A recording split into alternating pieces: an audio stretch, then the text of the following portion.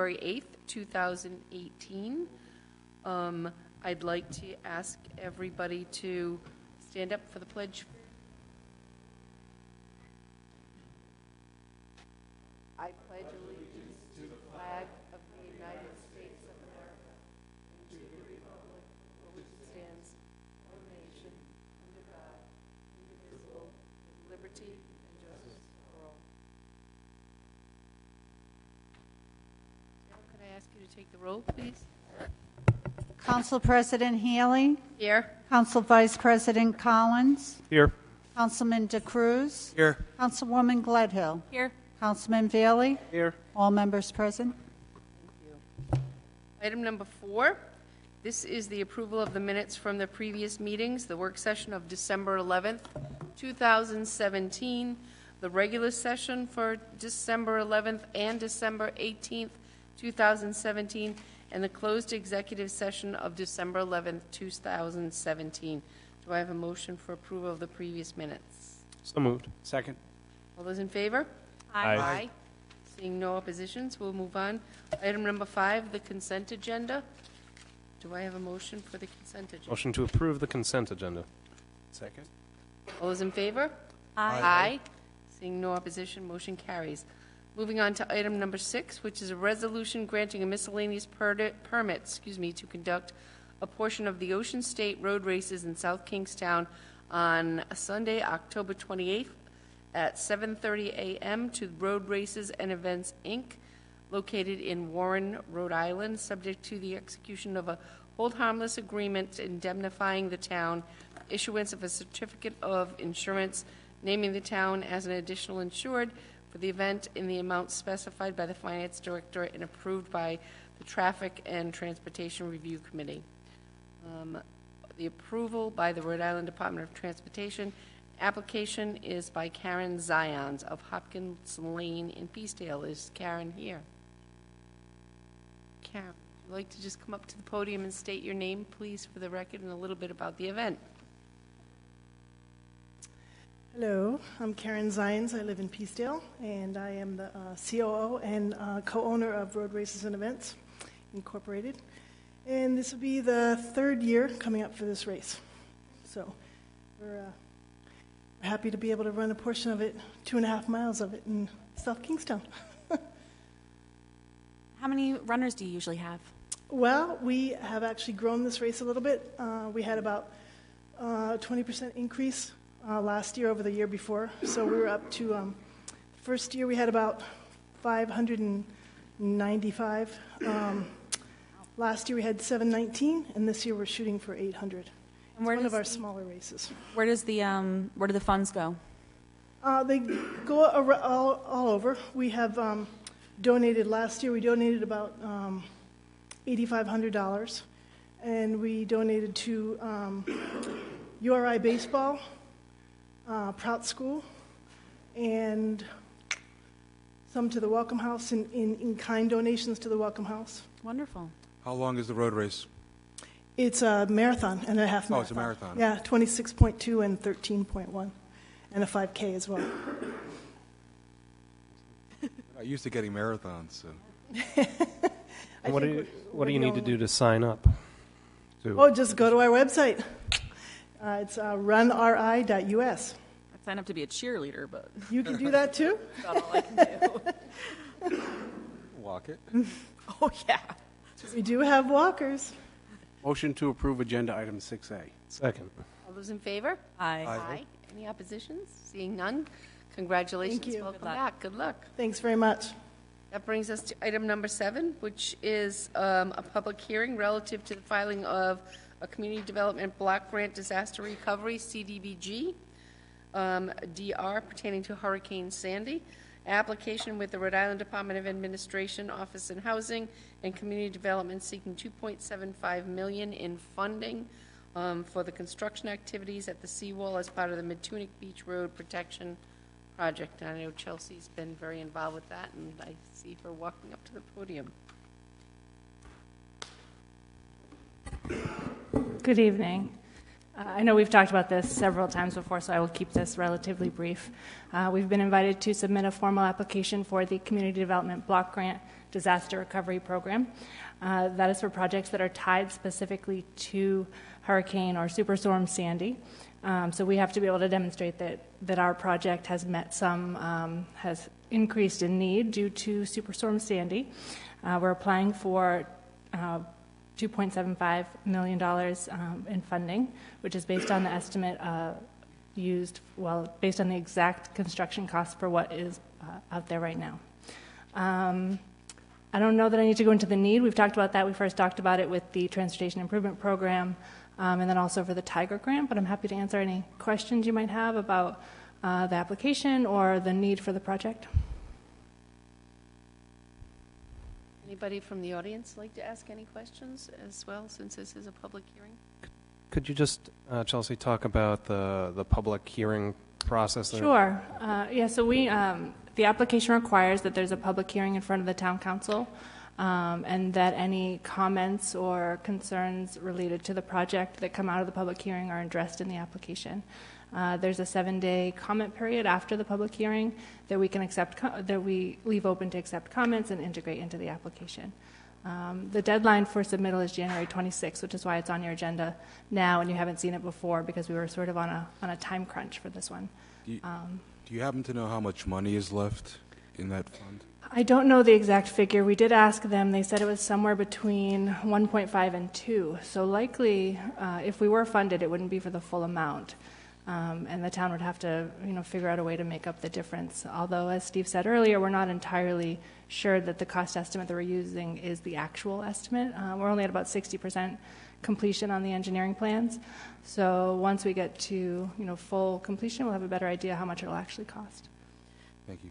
The public hearing aspect of the application that's required, did you have to notify any of the residents that are going to be directly affected by the wall? We did not. No, it's just a newspaper advertisement, which went in 2 weeks in a row the past 2 Thursdays. And then also, if this is just the CDBG money, there's also Yes. potential for Tiger fund. Yeah, we applied, as you remember, for a transportation investment generating economic recovery, which is Tiger grant from USDOT back in October. We're still waiting award announcements on that, so we could be funded. That's a very competitive grant that's run nationally, so we're not 100% hopeful, but there's always the possibility. It was a solid grant application. Do we have any? Yes. Is that this is also going before the planning board on January 23rd. The application needs to be filed by the 26th, but the planning board will be required to consider the application, which will also give the public a second opportunity to provide any comments. In addition, with the 7-day posting, comments will be provided based on tonight's hearing. Right, the planning board is required to make a motion basically determining that the project is consistent with the comprehensive plan. The comprehensive plan does include goals and policies that speak to becoming more resilient to climate change and natural hazards, so we don't see any problem with the planning board affirming that. They also reviewed the project as part of the State Transportation Improvement Program application back in July, and they were in favor at that time as well. Thank you, Chelsea. Any other comments, questions, concerns? Oh, okay. I have one comment. I'm sorry, Chelsea. No, that's fine. If a resident did want to submit their comments or thoughts, where would they direct them within the next 7 days? They can direct them to the planning department, 180 High Street here in Town Hall. They can be in writing in an email or a regular mail, but they should be in writing. Okay, thank you. Yep. Again, I'd like to welcome the opportunity to open up to the floor if there's anybody here that would like to speak to this. If not, and there's no other. Make a motion to close the public hearing. Second. All those in favor? Aye. Aye. Aye. No, seeing no, abstain. No. We pass. We'll make a motion to approve item 7A as presented. Second. All those in favor? Aye. Aye. Just clarification, with the memorandum, there's a requested action with a specific resolution. If your resolution, if what you're asking is to approve as presented in the memorandum, that would be fine. Yes. Yes. That's fine. You need to clarify that. Do we need to revote? I think we said that, though. Yeah. Motion to approve item 7A as presented in the memo. Second. All those in favor? Aye. All those opposed? Seeing none, now is the time that on the agenda we have comments from interested citizens. So at this point, I would ask anybody from the audience to please come up and state your name at the podium. You can And just come up. we welcome your comments, questions, concerns, and goodwill.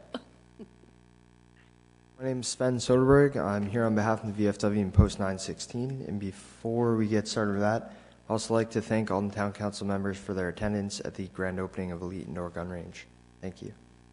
And I'm going to defer to Joe Patrick, our senior vice.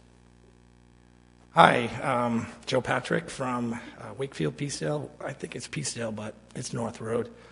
Just wanted to say thank you again for all of your help with our recent VA directors visit town meeting. All of you went and came, and especially to you, Steve. I know you were very instrumental in that.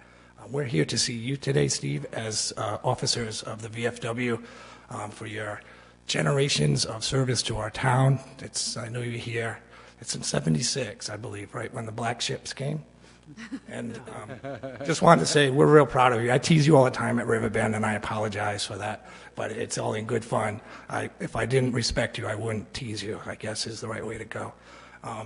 We're here to present you with a citation that we have at the VFW that's special to us, and we wanted to honor you on your last meeting here today, and I won't bore you with all the reading about it. Basically, your years of service are important to us, all the things that you have done to facilitate all the initiatives and the projects that we as veterans have had over the years. You've been a big part of. We just want to say thank you. And so I know you guys had a million things to do, and Sven has to get back to work. So could we just take a quick picture, and then we'll be out of your hair? Absolutely. Okay, thank you.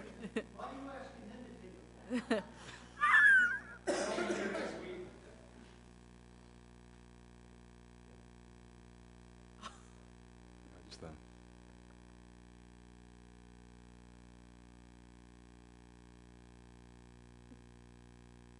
Do what you're told, Steve.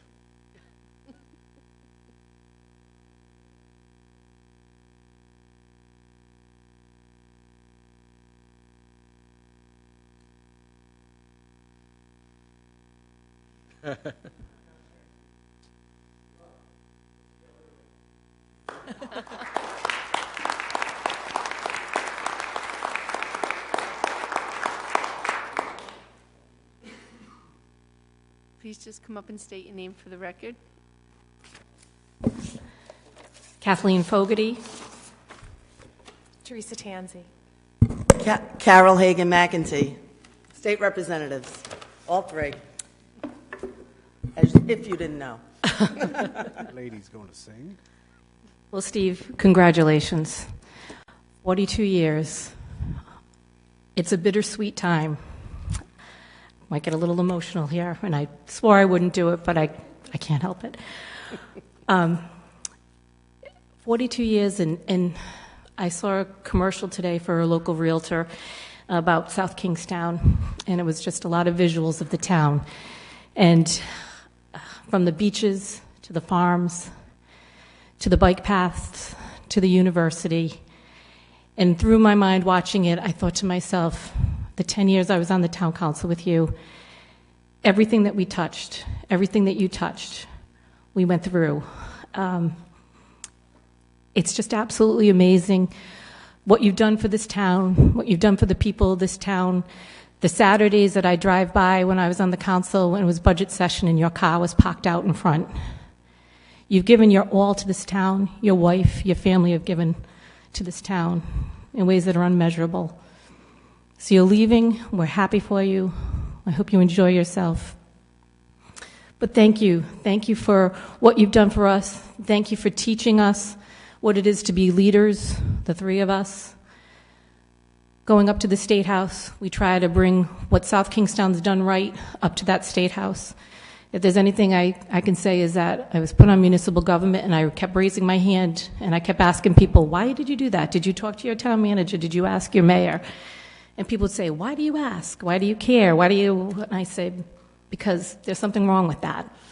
And because of what I learned from you as a town manager is why I became the chairwoman of municipal government and why the state is probably going to benefit from having you as this town manager. This is a town manager that's brought the best bond rating to the state, to this town from the state. I was there when you got the message with Alan Lord about getting that bond rating that you guys had been reaching for years. I happened to be in the office and I felt like I was such an outsider watching the two of you celebrate. That's something that everybody's benefited from in their taxes. I've been there through some tough times that have happened in the town. You've led this town through thick and thin, and thank you. Thank you for everything. You've been there, the institutional knowledge. Any question you ever have, this town council's seen it, your past town councils have seen it. You have an answer. It's a long answer. You're going to learn. You're going to learn, and hopefully the new town manager will pick up and take notes from where and what you've done and continue to lead this town into the future. I thank you, Steve Alford. I thank you, Mary Lou Alford, for everything that you've done for everybody, every citizen, from the past into the future. You're a great man. I truly am going to miss you. I love you. I appreciate everything that you've taught me, and thank you from the bottom of my heart and from my fellow representatives. We have a nice citation for you. Let me put the glasses on. I didn't need these when I started with you many years ago. State of Rhode Island and Providence Plantation citation. Be it hereby known to all that the Rhode Island House of Representatives hereby offers its sincere congratulations to Stephen A. Alford, Town Manager, Town of South Kingstown, in recognition of your retirement after more than 42 years of dedicated and faithful service as Town Manager for the people of the Town of South Kingstown, Rhode Island.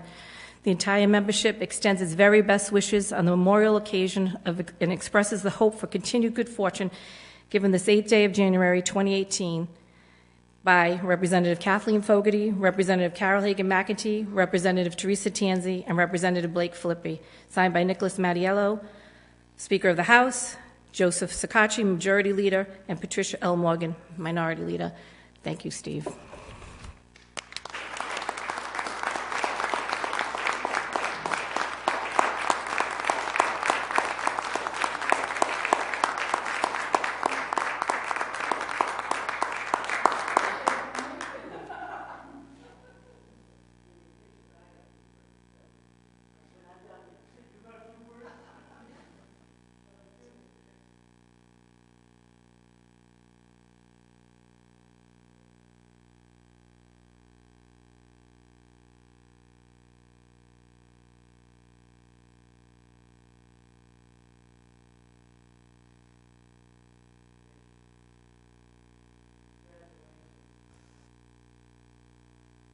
I would be remiss if I didn't speak. Thank you, Madam President, for allowing me. But 7 years on the town council with Steve Alford, I learned a tremendous amount. And, from balancing budgets to, we had the hard times in the late 2008 to, I don't know, we're just starting to recover now, right? No budget increases, very little. Meg, you were there with me. Abel as well. We worked very hard. You led the charge, and the experience was a value that I couldn't have gotten anywhere else. But anyway, I never thought I'd see the day. If people would say, the last few years, he's leaving, he's going to leave, I said, no way, right? But hey, Steve, good luck to you. If you need something to do, we could use you at the State House on a study commission, or you could testify in front of any one of our various bills, and we know you may. But you've done a wonderful job with South Kingstown, the open space, the school system, the rec center, the senior center. We could go on and on, but it's a wonderful place to live. We all know that. And the quality of life is better than anybody else, if you ask me. So thank you, and I know your residents, our residents, thank you, and we all appreciate the hard work you put in. Now, I have not met the new town manager. I'm guessing he's in the room here somewhere. He's right behind you. Well, you certainly have big shoes to fill, because he's going to go home and rest assured that this town is in damn good shape, and it's up to you to continue on. But I wish you the best as well. But Steve, good luck in your retirement. I hope you enjoy yourself, but don't be a stranger. Thank you.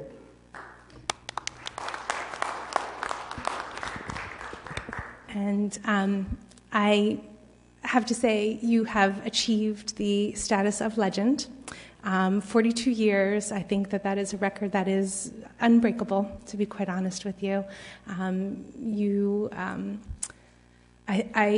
I have not always agreed on issues and subjects, but I think there's no doubt that, I've respected you, the work you've done, the body of work that you have done, and everything that you have brought to this town, the stability, as well as just your leadership. So anytime that your name came up at the State House, I think people knew, even as Kathy was saying, they may not have known you personally, but they understood what the brand Steve Alfred meant, and that when you brought a concern up to the State House, it was taken differently than many other cities and towns. So I just want to thank you for the 42 years of service, and there's been a certain lightness about you in the last 6 months or so, just at different boards and meetings. This is a new Steve that I look forward to getting to know, the retirement Steve, and you deserve it. So congratulations on a job well done, and good luck and have fun in your retirement.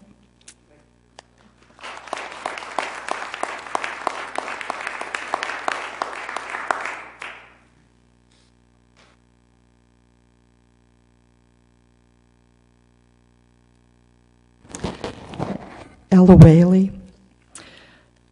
Steve, I'd like to personally thank you for your outstanding service to our wonderful, wonderful town, and hope that you have a journey into your retirement that fulfills you with wonderful memories that you can build with your family, and hopefully you'll get out to San Diego to do visits with your son, and close more memories with your family that's here in Rhode Island. As a former town council member and town council president, you always kept us so well informed. You never left any stone unturned. I know whenever you were praised, you always responded that you couldn't do it without your wonderful staff. But I do have to say that your wonderful staff couldn't do it without the vision and your exemplary leadership. I personally want to thank you for your kindness that you've showed to me and my family, and also to my daughter, Margaret. She never left this town hall without a smile. You always were so kind.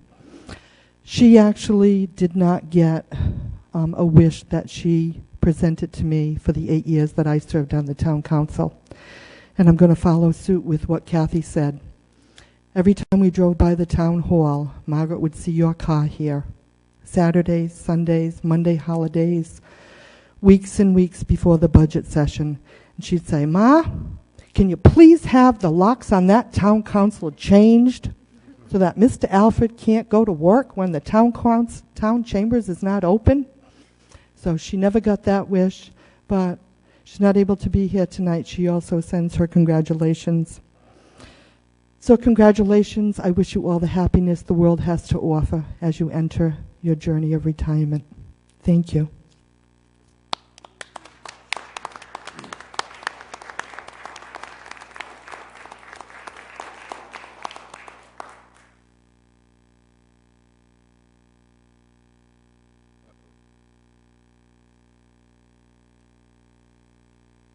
Madam President, councilors, Jim O'Neill, Matunik, and Steve. Quite a time.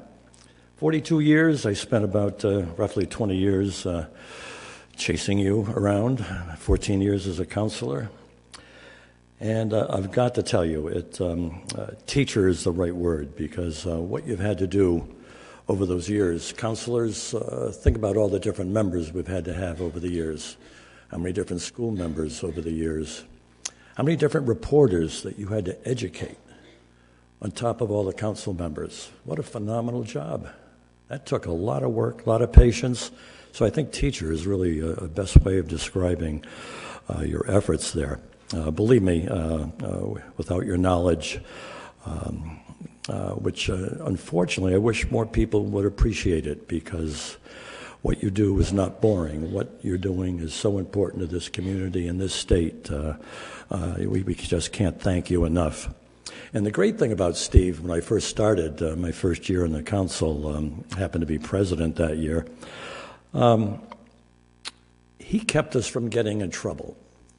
He knew sometimes when we didn't do our homework. He knew when our thoughts were wandering, and yet he would step forward with an answer to what we were thinking, or a comment on what our comment was going to be. He was always there. He never let us embarrass ourselves, so I can't thank you enough for that. And, the gymnasium, the hard work there, persistence, I think that says it all. We could always count on you and count on you for the information we needed to make this a great community. Thank you. Thanks, Jim.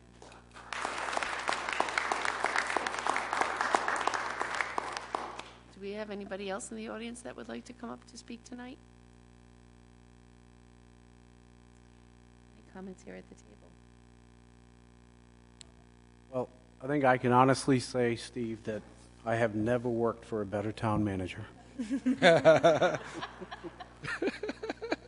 A lot of great things have been said about you tonight, Steve, and all of them true. Integrity and honesty and hard work, and it's all true. I mean, I could repeat what everybody said, but it's a testament. You deserve it. Thank you.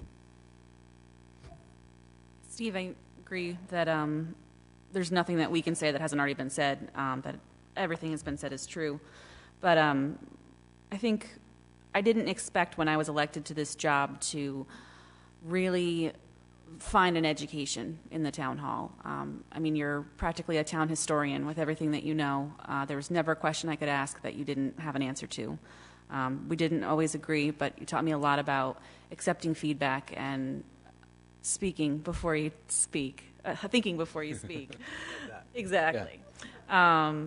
And it's hard to imagine this place without you. You were telling me once that sometimes people come in with suggestions and it's changing the way this town is shaped and the fabric of the town, and you always try to protect the integrity of this town. And if you think about it, the last 42 years, the people that have moved here because the town is the way it is, they moved here because of your vision and your design and your persistence in the projects that you pursued. And I think our town's better off for it. So I'm just humbled that I was able to work with you and learn from you, and I hope that you will come by often and always be as available as you are, because I'm sure we're going to utilize you even more. But I hope you get to enjoy your retirement, and just thank you so much for everything.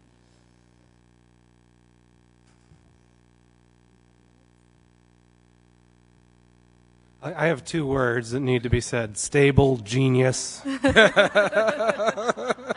know, not that you're anything like the stable genius in the White House,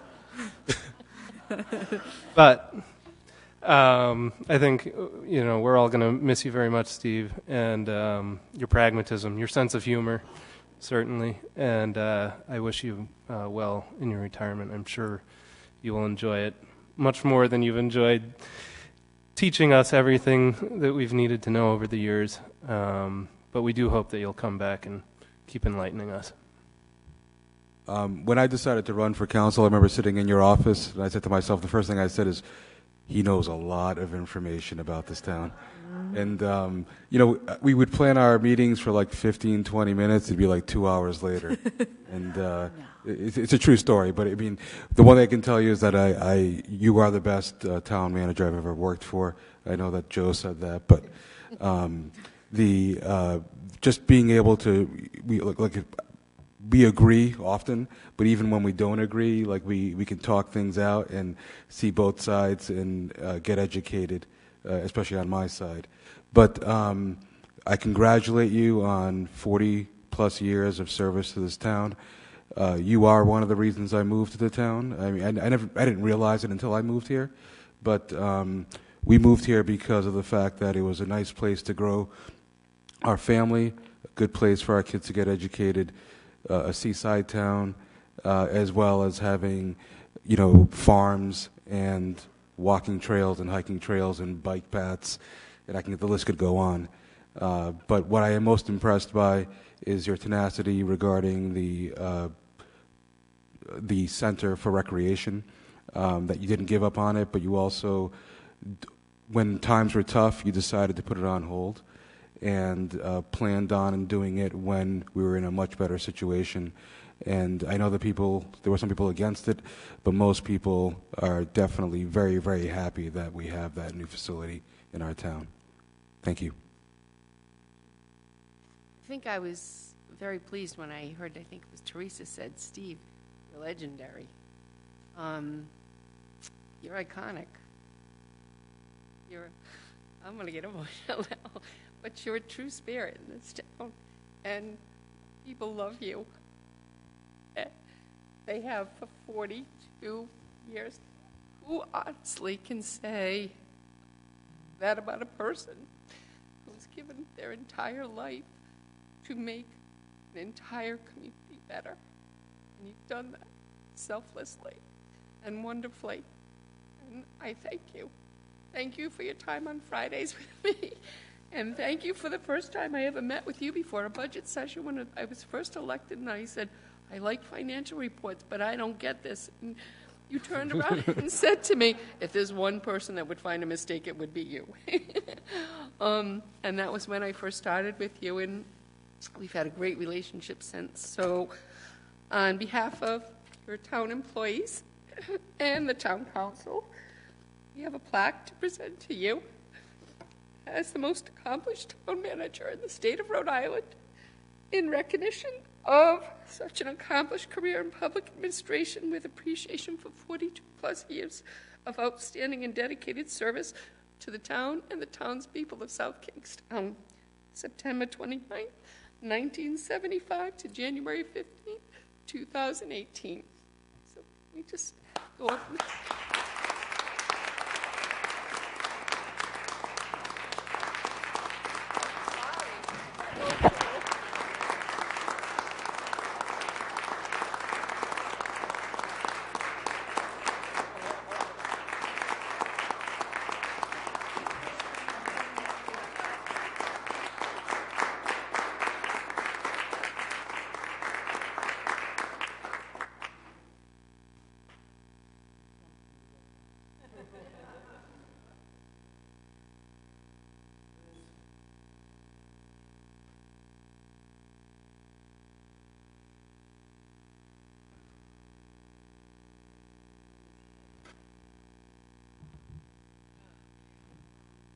Now, do we have any more comments? Would anybody else like to come up and speak? Otherwise, we can move on, but it's hard, it's so hard to do that because Everybody back to work. we have a lot of love in this room, Steve. If no more, we can move on to the town manager's report. Sorry. Well, let me start out by saying that, and I think I said it back in July, it's just been such an honor and a privilege to be able to serve in this community. I love South Kingstown. I love everything about it. I love its culture. I love how we have the beaches, we've got the farmland, and we need to preserve that, and we have. You know, when I first started, everybody knows budgets are important to me and numbers are important.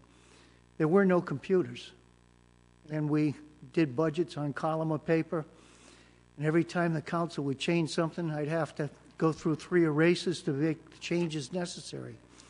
Times have changed.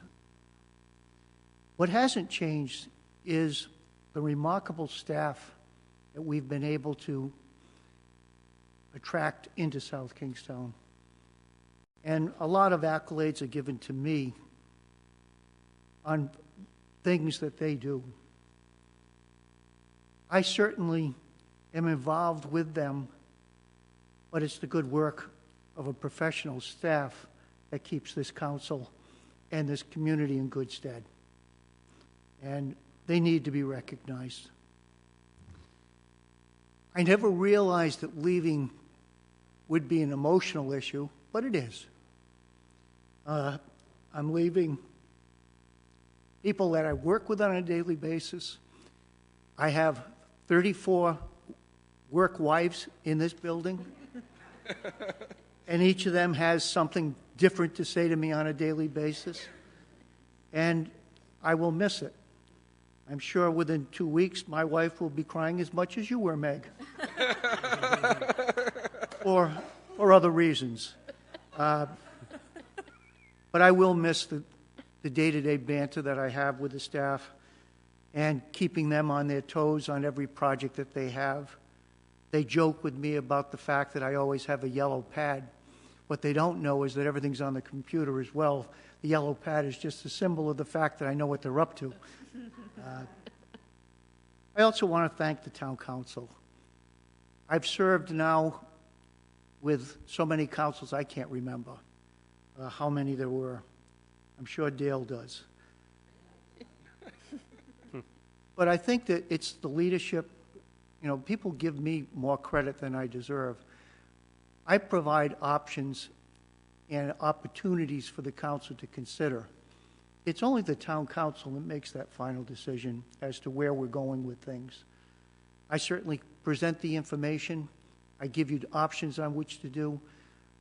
But it's the fact that in this town, every council that I've worked with, for the most part, I would say that they agree with 90% of what's going on. And it just sometimes takes a facilitator to get them to understand that they agree with about more than what they think that they agree with, and it moves them forward. I want to also thank the residents and citizens of this community that's allowed me to adopt this as my home, be able to grow a family, and to be able to enjoy the benefits that are every day here. I know that the community is going to be in good hands. Rob has spent a lot of time with me and with the staff, and he's ready to take over. It will be a different style, and it'll be a different lens to look at what this community needs and what will move it forward. But I think that it's good at this point for a change in terms of how we see things in South Kingstown and to see it through somebody else's eyes. I'm not going far.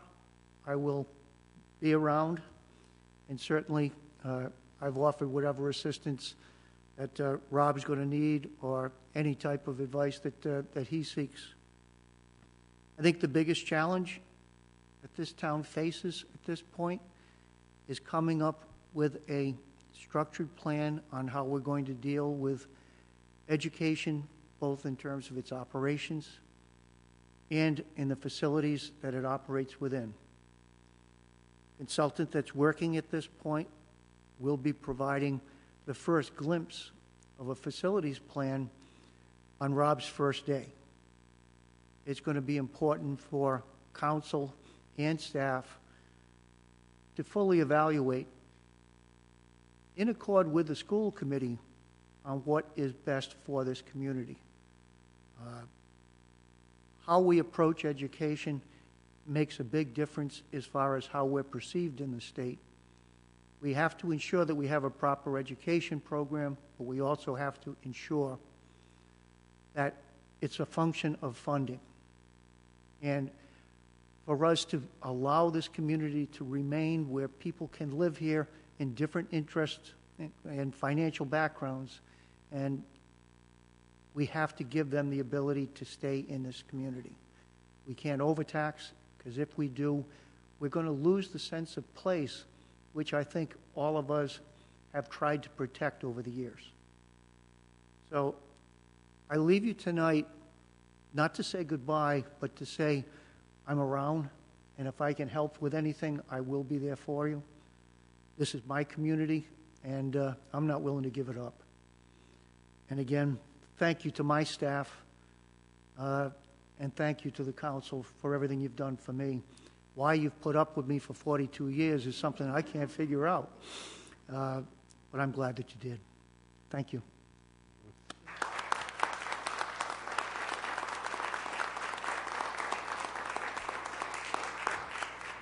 Now, can we get on with the capital budget? Yes. Okay.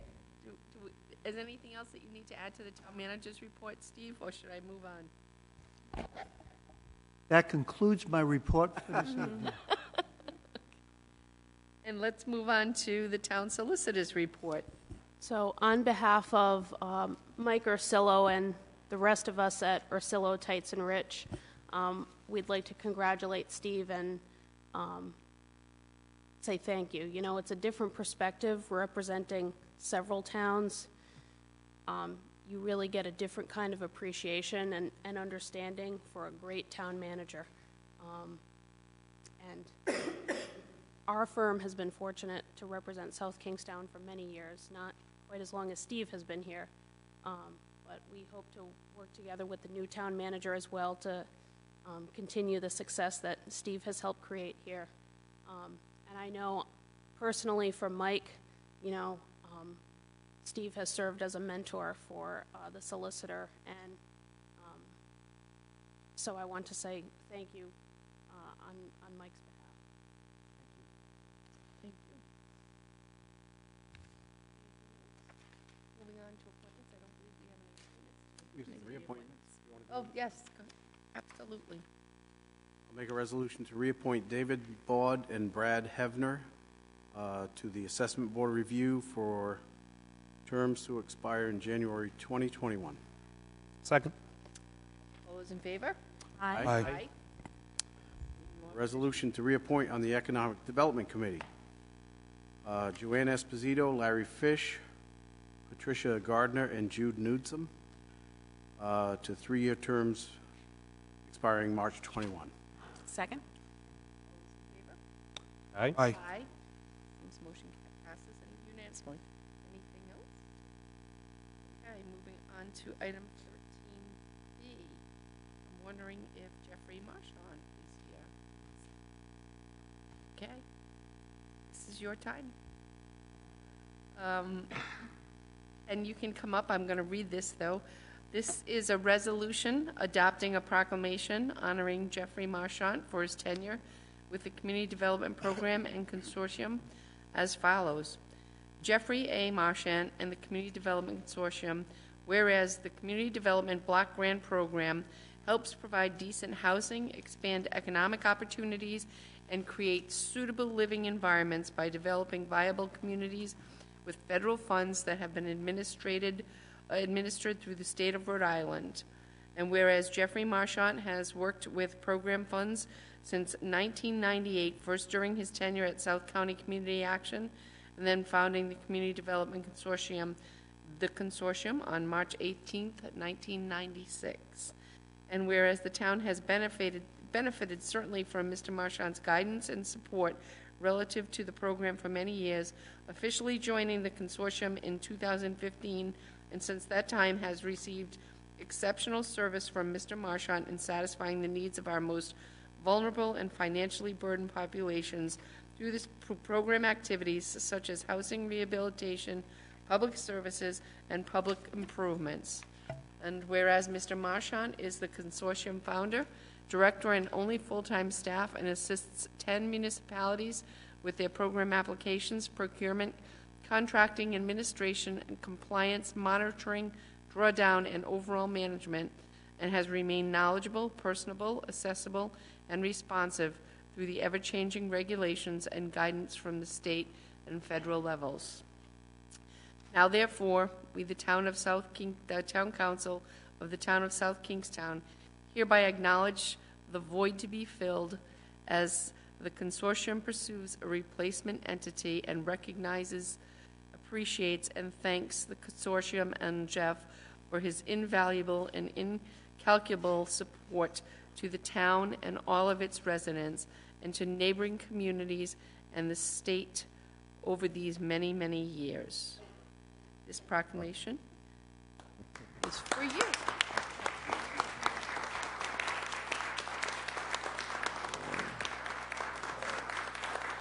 Come up.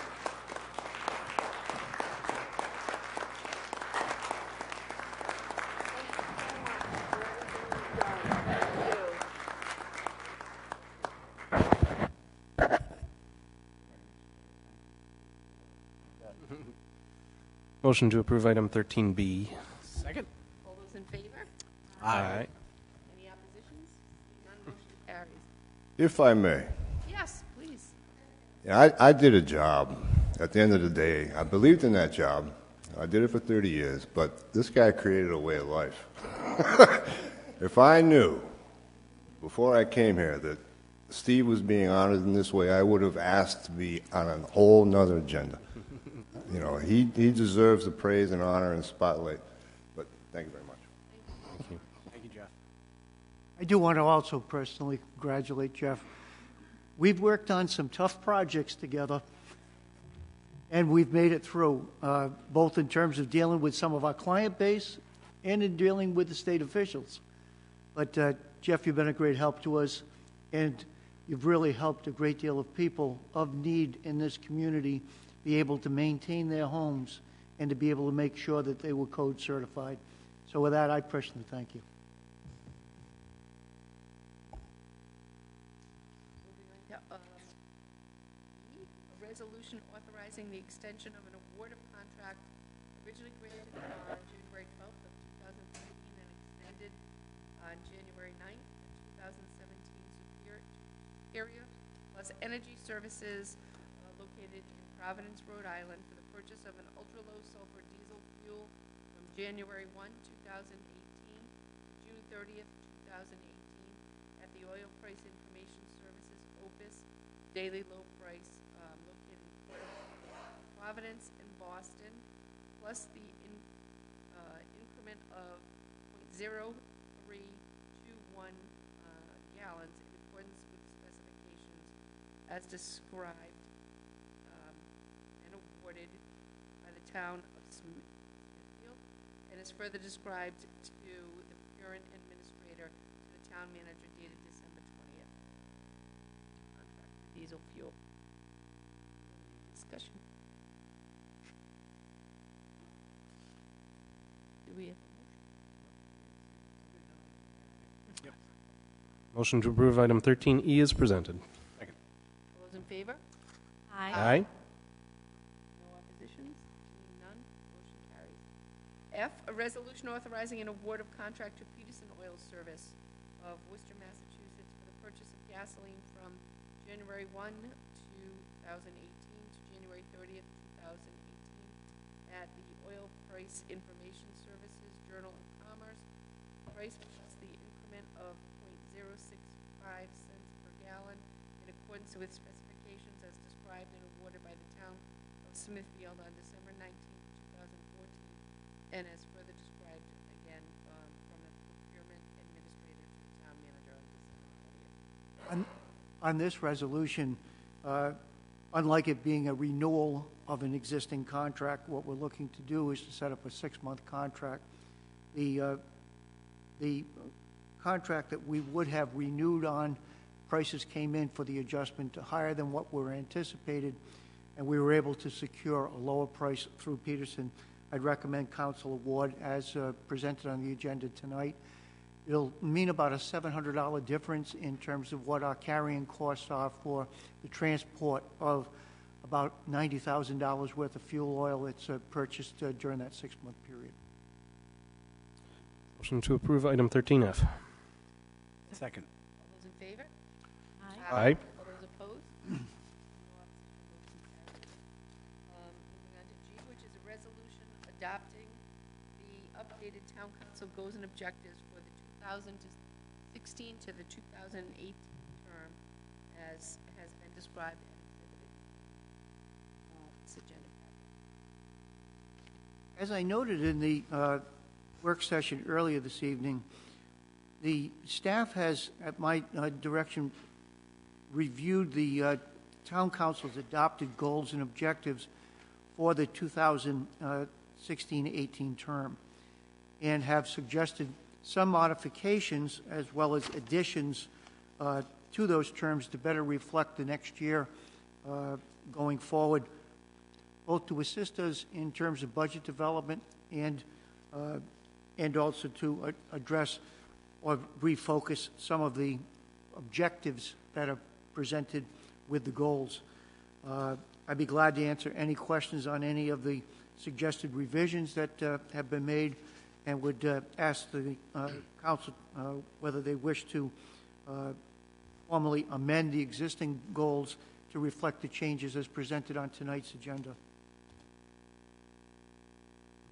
Steve, I think this is really impressive. I think that you and the town staff did a great job in incorporating what our goals and objectives were. And, you know, council changes every 2 years, and I can't imagine working for a different employers every 2 years and having to kind of think about what they want and reshaping it, your goals and objectives. But thank you. This looks amazing. And I think often we see in some of the work that you've done and that the staff does, we see those goals reflected in their efforts. So I think I'm very happy with the amendments that you made.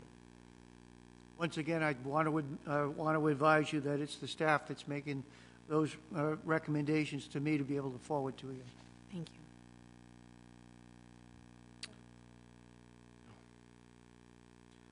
I'll make a resolution adopting the Town Council's goals and objectives for the 2016 to 2018 term as originally adopted February 13th, 2017, and as amended as presented, and as shown on Exhibit 1 attached here too. Second. Those in favor? Aye. Aye. Any opposition? Seeing none, motion carries.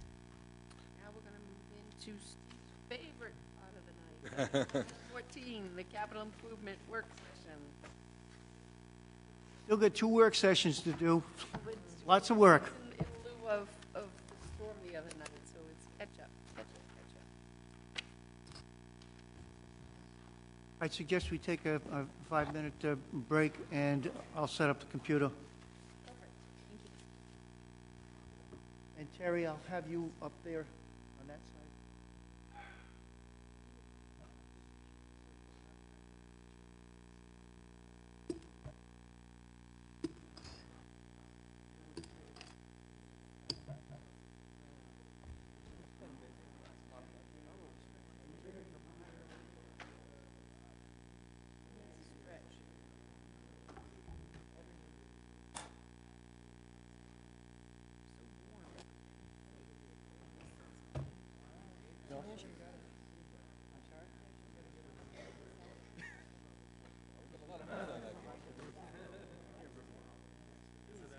Everyone was like this, right? I walked in the living room, my 2 granddaughters.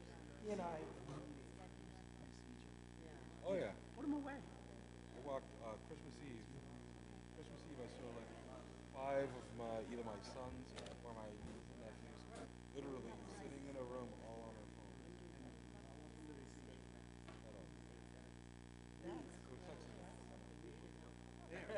Yeah, I would doubt that. No, they were doubt that.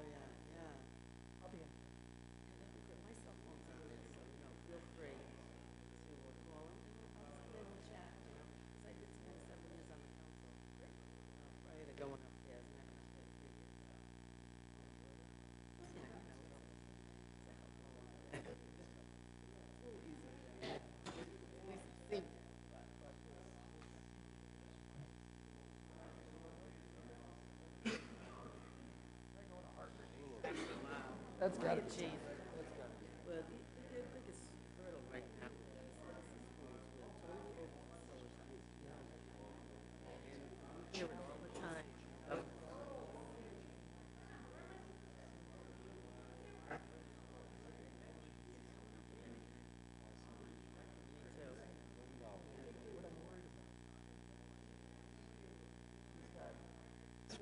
I figured out the other better.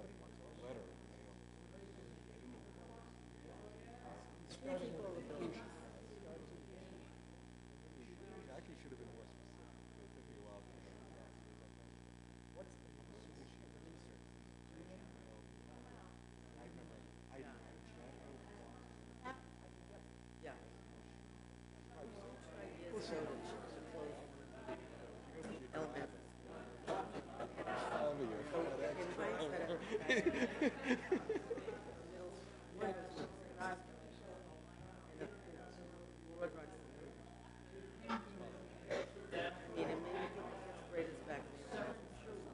What time does the game start? The game started. Georgia, Alabama. It's already started. College champions.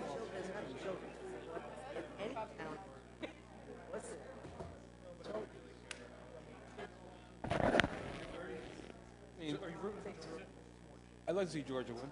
All right, when everybody's ready, we'll be ready to start. Then I watched the Georgia Oklahoma game. That had to have been one of the. Oh, I always cry. I always get like that. I let my heart overrule.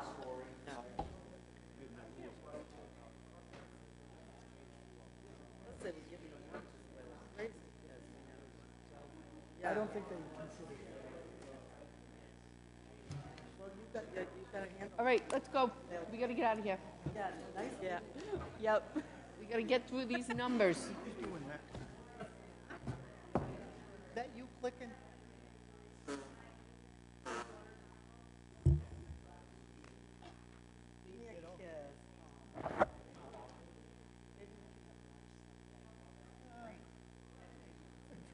Now that you'll have time. That's all I needed.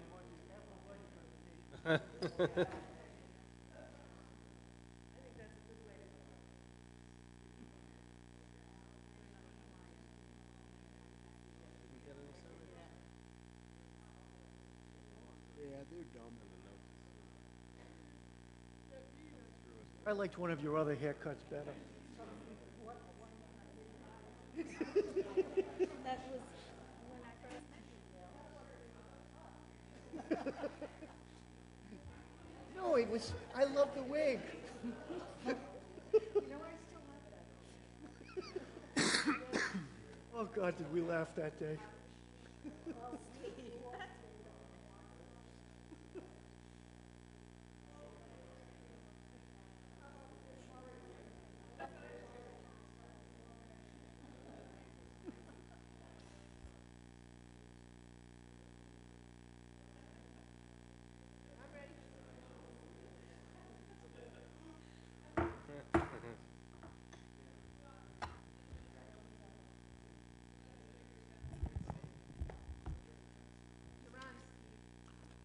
All right, good evening. This is the continuation of the work session on the capital improvement program for the 18-19 through 23-24 fiscal year.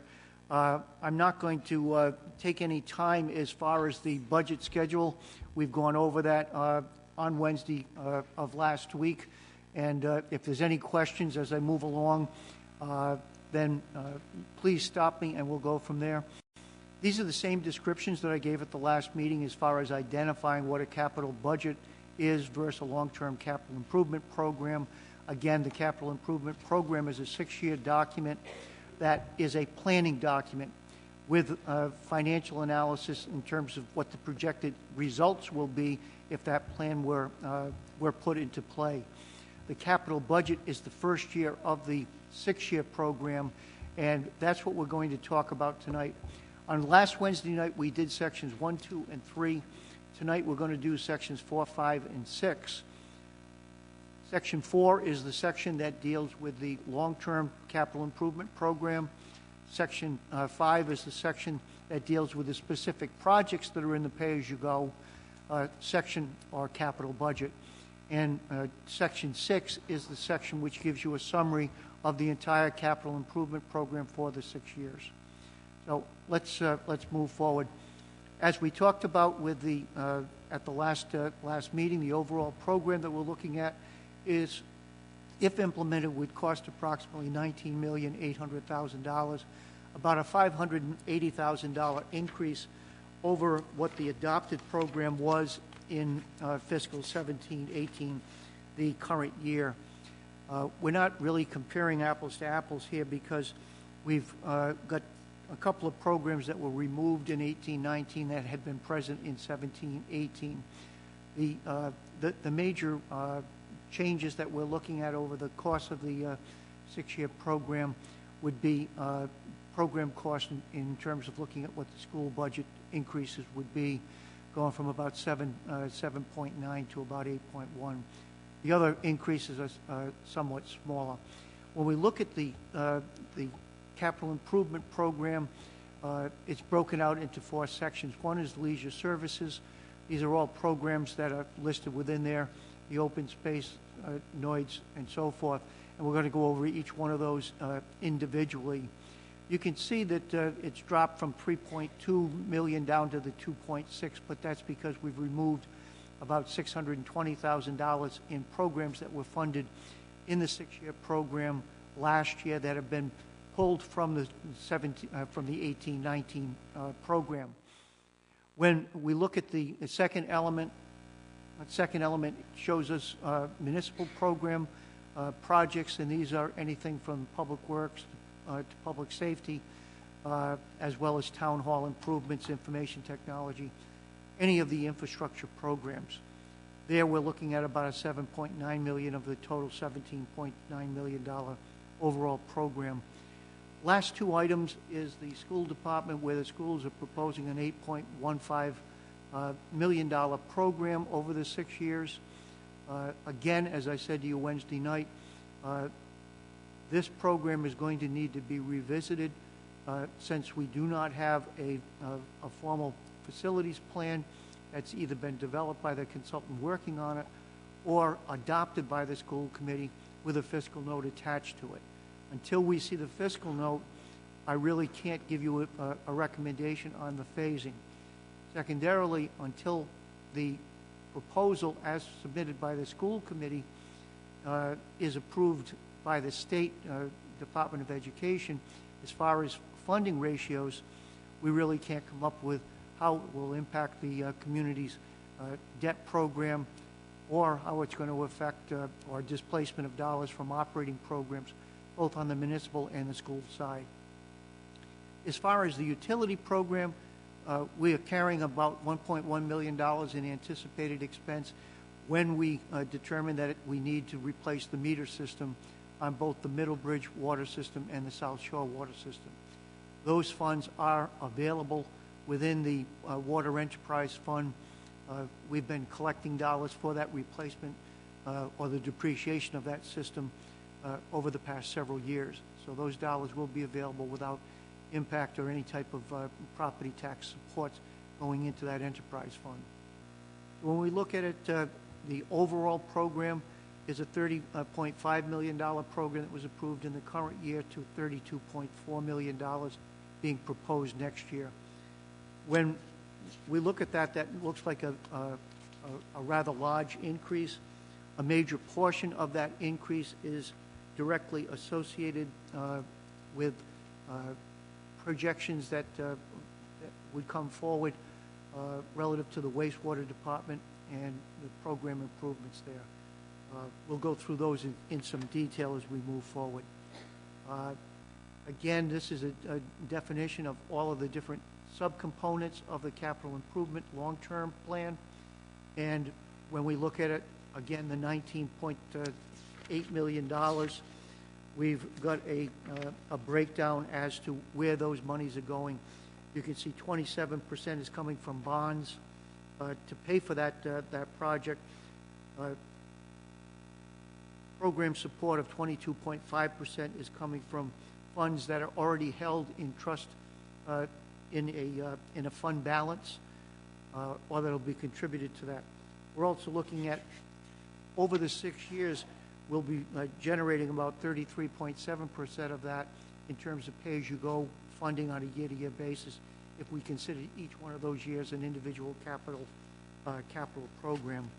When we look directly at the the capital budget pay-as-you-go for 1819 in the for all of our different funds, you'll see that the general fund has costs of about $1.5 million, the schools at about 1.2, and the others as presented.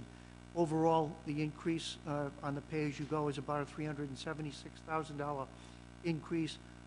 All of that is associated with wastewater improvements, other than marginal increases in the general fund of about $33,000. So if we get into the specific projects that make up the long-term program, if you're following along with the budget document, we're looking at the section that deals with the open space program, and that starts on pages 4-1 and 4-2. So what we're looking at is the open space acquisition program, just a history of 17 years worth of programs, 31 projects that have been included, with the town now owning almost 1,000 acres of land that is in the open space program, which means it will not be subject to development in the future. As of July of 2017, overall, we've got over 18 square miles that's owned by various concerns that are properties that will not be developed. And I'll give you a chart. In the past year, we've had 3 projects that the town has been involved with. Actually, 2 projects that we've been involved with, and a third that was between the land trust and a private property owner. That's the Whaley Farm, where 40 acres came into open space programming. The Wells Farm, where 33 acres came into the program. And Narrow River, where another almost 19 acres came into open space. So when we look at the map, when we look at the open space acquisition on page 4-2, on 4-2 you'll see the breakdown of all of the different entities that hold property in the open space program for that 31.9%. So again, 32% of the land mass in the community is in an open space purpose. The largest holder is the state of Rhode Island, which would be properties such as the Great Swamp areas, as well as the beach properties that they own in the community, both at Green Hill and at East Matunic. You can see the land trust is the second largest holder of the land. South Kingstown's land trust at about 2,400 acres. The council is aware that we take real estate conveyance taxes that are collected through the town clerk's office on any property transfers that occur over the course of the year, and a portion of those funds go into the open space reserve fund. As of 2017, close of the fiscal year, there was about $338,000 in that program, and this is on page 4-2 as well. What we're looking at is if all of those monies are expended on wells, the debt service, at the close of this fiscal year, we'll be at about $198,494. Based on what we're looking at, if we took in an additional $300,000, spent $250,000 on debt service, we would have $75,000 that would go into future acquisitions as a possibility. I would say at the present time, we have no projects that Land Trust is tracking for acquisitions in the 18-19 year. However, it's still early in that process. What we have done is to set aside about $75,000 a year for open space acquisition purposes. If those monies aren't spent, it just falls to fund balance. So if we spent nothing, we would add another $75,000 to the $173,000 that we anticipate being there in June of 2019. If there's no questions on open space, I wanted to move forward to the Neighborhood Guild. And with the Neighborhood Guild, that starts on page 4-4 of your capital budget. One of the things I'll say before I turn it over to Terry to make comment on the actual improvements that are planned is that In the past, with the Neighborhood Guild, any of the bond monies, we had borrowed, I think it was 1996, $1 million. None of that came from property tax. There's been no property taxes that have been used for rehabilitation or improvements of the Neighborhood Guild. All of that has come out of trust fund holdings. And when I say trust funds, not the main trust itself. The trust has a value of about $15.6 million at this point. It also has a secondary fund, which is monies that are investment incomes that have been generated that haven't been expended for guild purposes. That had $360,000 in it before the start of last year. We've spent about $176,000 of that money in putting a new wheelchair ramp elevator to the front of the guild to ensure that persons with mobility issues have direct access into the guild program. That's going to leave in the reinvested income account about $184,000. What we've used in the past is the monies from reinvested income to pay debt service. If we borrowed $1 million for the guild in 2020, we would be looking at first-year debt service with a 3% interest rate at about $80,000. Obviously, each year it's going to go down to $77,000, $75,000, and so forth when we have a equal principal payment required. We wouldn't have sufficient dollars to fund that bond. So what the council will have to do when we get close to 2020 is make a determination on whether or not they are going to want the bonding done or reduced in scale, possibly taking it down to $500,000 and then using bond proceeds or from investment, the reinvested income account, and possibly having to commingle property tax supports for the remainder of that bond. At this point, we see there's about $1 million worth of improvements that should be made there. Again, it's going to take a change in policy on the council's part to have any dollars that are municipal tax dollars that would be used to service that bond. But based on the debt structure that I presented to you last Wednesday night, you do have the flexibility to be able to provide that type of support from the property tax if it's commingled with the investment income that's there. But investment income in that reserve fund is not going to be sufficient as it was in 1996 to be able to meet what the debt service requirements will be there. So I give you that as a cautionary note, but I'd like Terry to be able to give you just a general explanation on the three components as she sees this as being necessary for the guild. Good evening. Just very briefly, this is obviously not a new project. This has been in the capital program for several years now. We've initiated some of the improvements already, as Steve mentioned, with the new elevator lift. A couple of years back, we also replaced the front entrance stairway. What's still on the docket for improvements in 3 phases would be the exterior main entrance alcove needs a complete rehab. It is deteriorating. That is probably the most immediate need for the guild. We'd also like to see the replacement of the windows and installation of an HVAC system. Currently, the guild does not have central air. We utilize window units in the various activity rooms and office spaces. And thirdly, we'd like to see some interior restoration and improvements to activity rooms, the gymnasium. Now that we're shifting away from exercise and fitness programs at the guild, we see the need to upgrade the gymnasium to more of a arts kind of space, drama, dance, that type of thing within the guild. So the building, it's sturdy, it's old, but it does need to see some improvements in the near future in order to keep us efficient and become more efficient. So those are the basic phases of that program. The second project is the Marina Park improvements.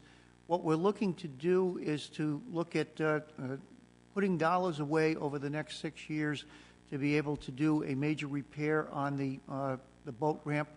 And we're looking at that in the 23-24 year. We have within the 6-year program about $150,000 that would need to be transferred over that 6-year period to sit on top of the $100,000 that's held in reserve today.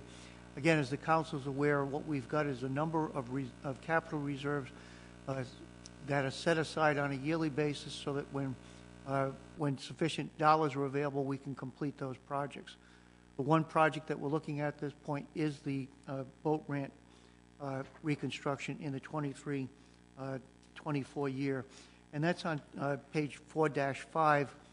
Steve, can I ask a question here? We were talking, I think, in previous years about a grant application to sort of, can we get a status on that grant? We will continue to look for dollars there so that I'd like to see that project expedited, but in balancing it with what the other needs are for those programs, unless we can get a grant. There was originally supposed to be grant dollars that were going to be available for this type of a program, but the requirement was that they wanted a total reconstruction of Marina Park. It was too big of a project, and we passed on that grant. But what we're going to look to again is to see if there are any funds available within the green bond, and if there is, to see if that would be eligible.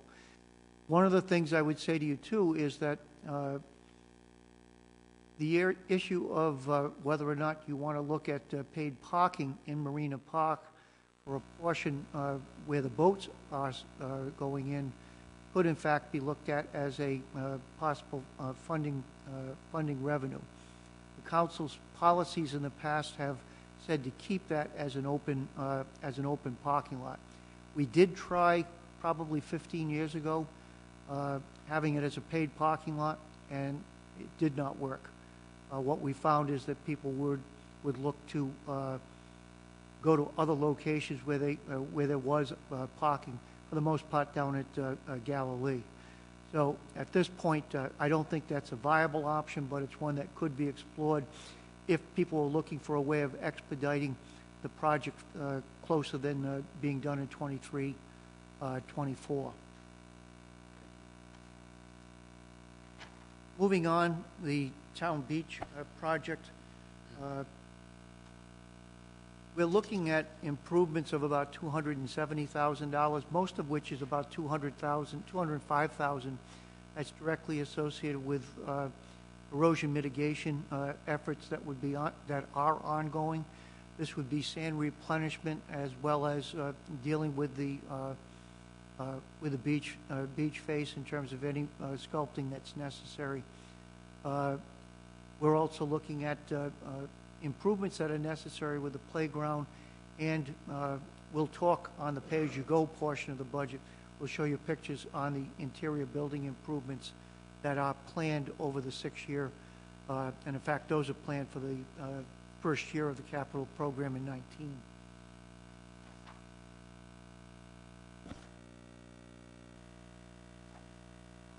Some of the pictures that show you the conditions of the pavilion at this point.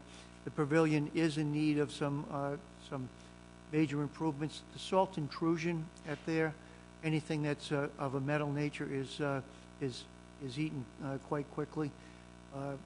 This is not to take away from the maintenance that's provided on that building, but we're at a position where many of the doors need to be replaced at this point for safety purposes.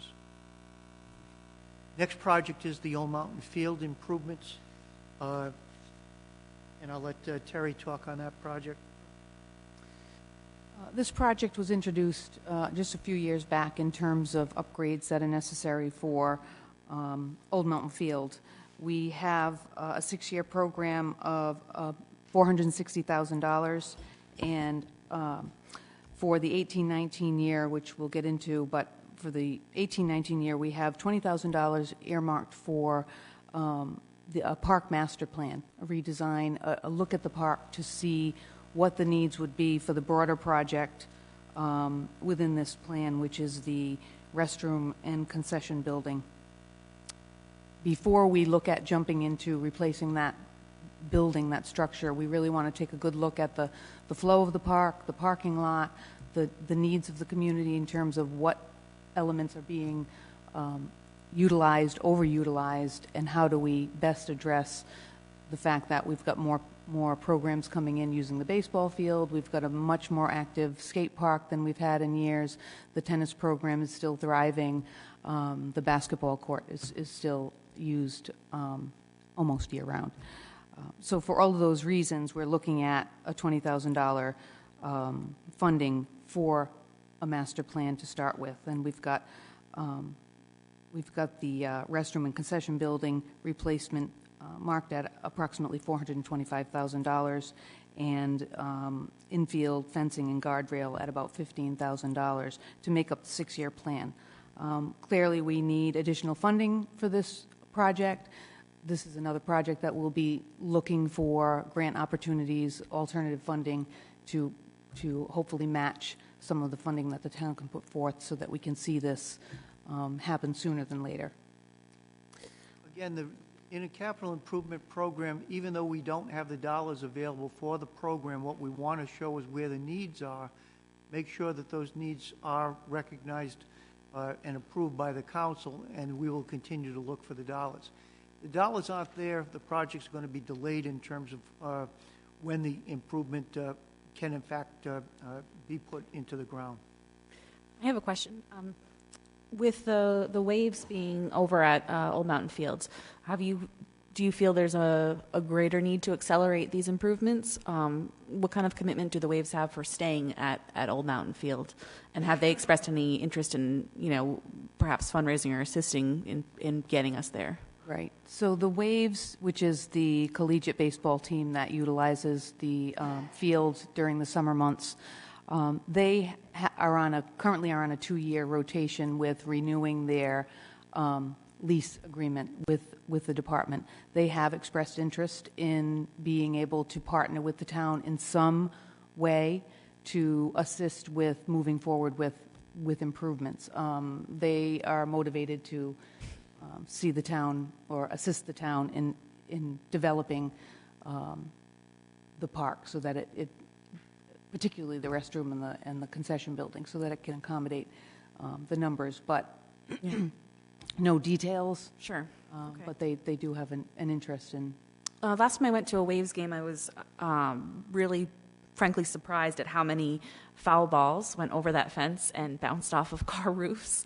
And I'm just wondering, is there any liability for the town in delaying that, putting the extra fencing and the things up to prevent that? We're not liable for the damages of those foul balls, are we? We are not. The people who come to view the activity at the ball field, it's viewing at your own risk. We have signage that states beware of foul balls.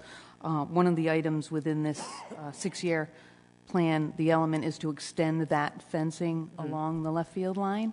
But there's a personal responsibility with the spectators that they need to be watching. I couldn't believe it. I think one car got hit 3 times during a game. I was like, oh my gosh. And they park at their own risk. They know that. Okay, good. Terry, I have a quick question. Are there any plans for additional seating at Old Mountain? There has been some discussion. Again, that's going to center around a master plan, really looking at what the activity level is. We've also talked about extending the guardrail that's part of the narrative here, that's along the parking lot line and the left field line, which could potentially double as seating space, benches along the guardrail, but that's still, that's kind of a not a definitive plan, but there is some interest in seeing seating. Of course, others like the berm feature in terms of sitting on the grass, but that's something that the master plan would take a look at. This will be part of the master plan review as to what are the different options that we can take a look at in terms of, and then really what the costs are. And again, it'll become a function of finance, of funding that's available for that. And there's some major dollars that could and should be spent at Old Mountain Field. It's just a question of how do you integrate that into the overall program, particularly with the number of parks that we maintain on a yearly basis. So, but I think that can be looked at when we do the park master plan that's in the budget for next year. If we move along, the next slide I want to show you is, this is on section 5 of the capital budget, which is the pay-as-you-go portion. This lists each of the projects that will be in the pay-as-you-go for the, and it's on page 5-2.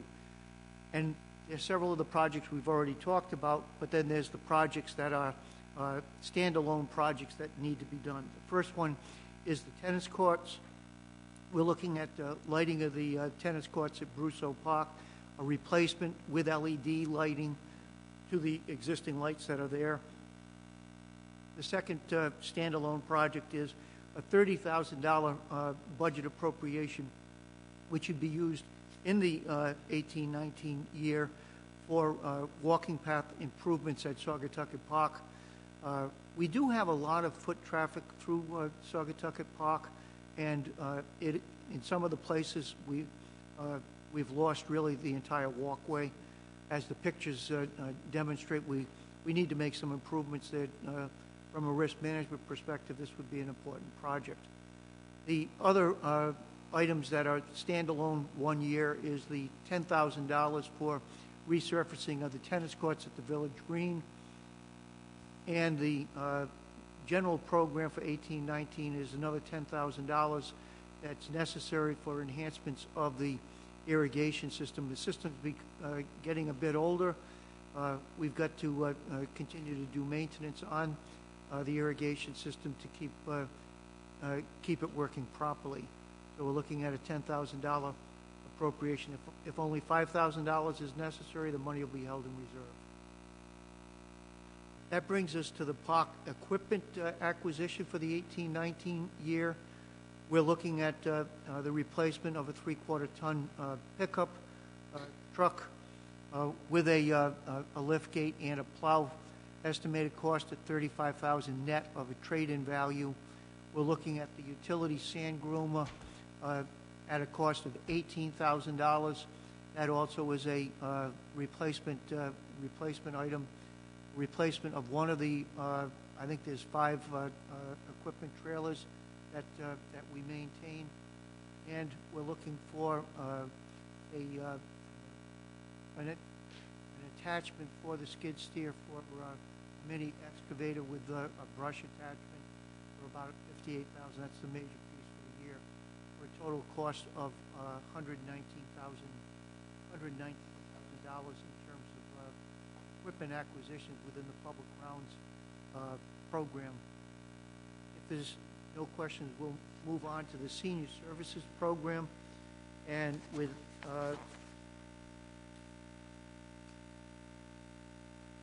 senior services is on both 5-31 and 4-11. When we look at the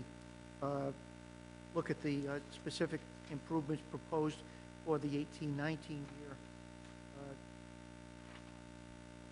with the adult day services, we're looking at the portico and roof and window improvements that are necessary on the facility. In the senior center improvements, we're going to be continuing HVAC upgrades as well as sanitizing the existing venting system, exterior painting on a portion of the building, and roof shingle replacement.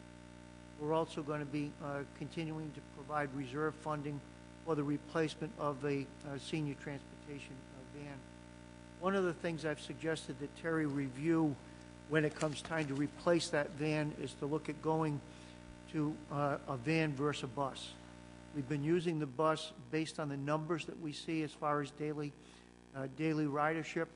We believe that we could have, with a handicapped accessible van, be able to provide the service at a cheaper cost in terms of the transportation cost. One for the equipment acquisition as well as the operating costs associated with it.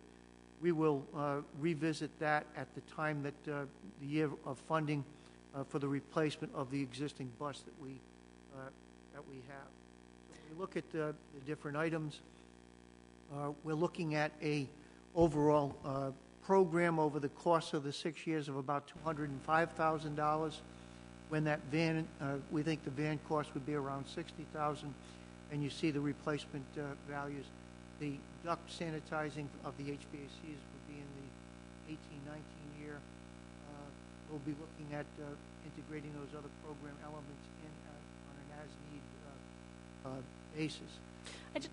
Steve, I just wanted to know, I know I see the rehab of the front entrance for the Adult Day Service Center in 1920. I noticed, I drop someone off there once a week, and the sign that we have for that is, I mean, you can't really see it anymore. It's so faded and worn, and I just hope that that's included in that, or if there's any way to get that Actually, that sign is included as, it's kind of a partnership. We've got the Kane Child Care and the Adult Day Services share.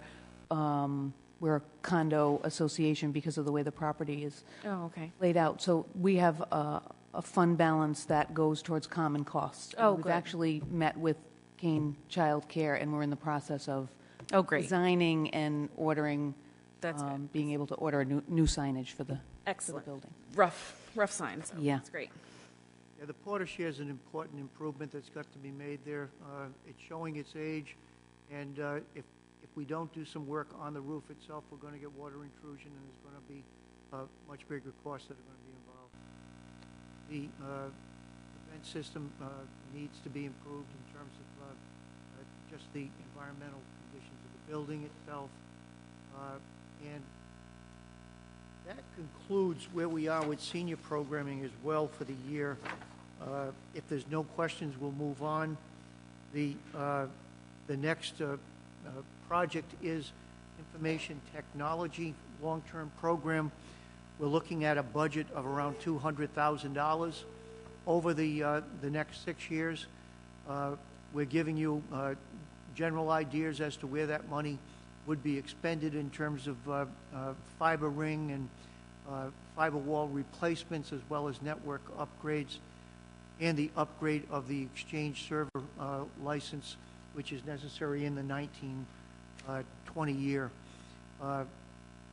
We have very little dollars available within that reserve at this point, so for the most part, it's pay-as-you-go money that will be necessary to provide the funding necessary for those improvements that are listed here. There's no questions. I'll move to the libraries. The libraries, we have no projects scheduled for the 18-19 pay-as-you-go, but what we are looking at is improvements that will be done probably in the 18-19 year to do the exterior painting on both the Hazard Memorial and on the Robert Beverly Hale building. Those dollars are available in the reserve fund now for the completion of those two projects. We're looking in probably the third year of the program, doing a facility study on Hazard Memorial Library. I will make it clear that parking is a major issue with Hazard Memorial Library. One of the things that needs to be looked at is whether land can be acquired abutting that property that could provide for additional parking. What I would suggest is that if there was feasibility of that, we would look at some of the trust funds held by the Hazard Trust as offsetting some of that cost, because I think that and with the facility study, we need to look at how we can better use the space that's within the building. The nature of the library changes over the last 20 years in terms of what the product is that they're providing and the services that are necessary out of that building. The library board and Laurel, our director, believes that a facility study to look at how better to use the space as well as what to address in terms of parking would be best spent. But we're looking at that after we get the painting projects completed and we have proper maintenance on those buildings. So there's not anything that's looking at in terms of the 18-19 year, but overall we're looking at $110,000 over the term of the 6-year program. Property reval, we've got one statistical reval that's will be done for 12/31/18. That'll be used for the 1920 year. The next reval that's mandated by the state will be for values as of 2021, December 31st, so that will be for the 22-23 year. That will be a full revaluation. What we're looking at in terms of overall cost for those two projects is about $788,000, of which state reimbursement will be about $150,000. There's $240,000 held in reserve at this point, which means that by the time we do the full reval, we're going to need to generate another $400,000 in property tax supports over the course of the 6-year term. So that's going to have to be done prior to the 2021 fiscal year, because the project will be completed in the 2021-2022 year. So we'll have funding available for over a 3-year period to make up that $400,000. It's interesting that we're required to have the support on a 3-year basis for this program. This is something that League of Cities and Towns has asked to extend and to look at probably 5-year revals rather than 3-year revals. If that's the case, then this program can be reevaluated in terms of funding requirements in the next capital improvement program this time next year. We've been looking at the reval changes for a couple of years, and there's been a lot of pushback on that. Again, revaluation shouldn't change what people are paying in taxes. It really provides greater proportionality, but whether it's done, I'm not sure that there's a necessity with the way we conduct. Everything is done by computer now. It's electronic. Other than the field investigations into each of the properties, I'm not sure that a 5-year interval wouldn't be an appropriate way of going.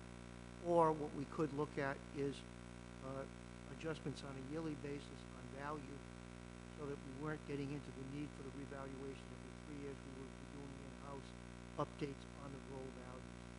I think that gets a little bit more complex, require additional staffing, but it may be cheaper in the long run than having to do $500,000 reval programs every 9 years. So it's something to look at, but at this point, based on the state mandates, we've got to present the program in the manner in which we do tonight. The town hall renovation program, we're looking at spending about $210,000 over the next 6 years. We have expended, considerable dollars over the past year in terms of roof improvements and improvements as far as the carpeting throughout the town hall. The wish list for improvements or expenses associated with town hall improvements are provided there. We're looking at storm window installations with for both the council chambers and the clock tower, replacements of HVAC in the clerk's office, as well as expanding HVAC to the council chambers itself. Standalone units that are available today that really haven't been around 10 years ago, I think could become something that could provide greater use potential for this room during the summer months. I mean, obviously we know what the temperatures are like in here. It'll also help us with balancing during the cold periods instead of having to push heat up just to get the room up for nighttime meetings. So I do think that's an important consideration. I know I've joked about it in the past, but I think it's a serious consideration over the 6 years. We're also looking at replacing the windows in the planning department and on the second floor with an L on floor so that we can provide greater heating efficiencies in the building itself. We also have some exterior painting that should be done over the next 6 years. and the parking lot will require improvements. We still have money that's available under a bond that would be available for additional work here. We haven't incorporated that into the overall program at this point. I think that we can continue to manage the improvements necessary with pay-as-you-go funding rather than looking at long-term borrowing. That would add considerable cost to the cost of interest, which I don't think is necessary. So we can look at those type of items, and they'll be put in on an as-need basis as funding becomes available. As you can see, there's only about $32,000 that will be available before the close of 2018 year. So the next specific improvement I think that we're looking at is the improvements in the clerk's office. If we have town hall operating dollars that are available at the end of the fiscal year, we'll be asking the council to consider, we may be asking the council to consider having those dollars transferred into the capital reserve so that we could expedite some of the other projects that are listed here.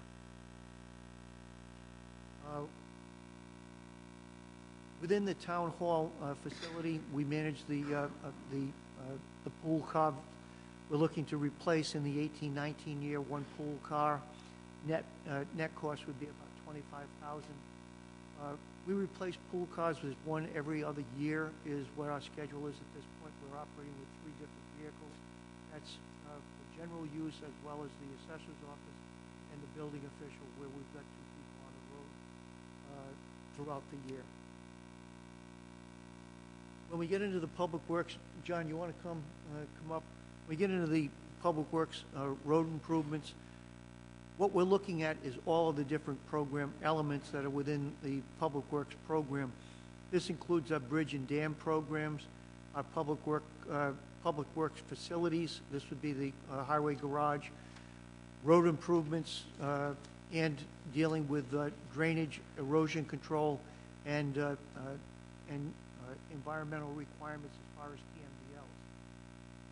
TMDLs. The program that's proposed for the 2018 through 23 year, 19 through 23 year, would have a cost of around $5.4 million. One new item that's here is I am recommending that the council consider asking the voters for authorization for a $500,000 bond.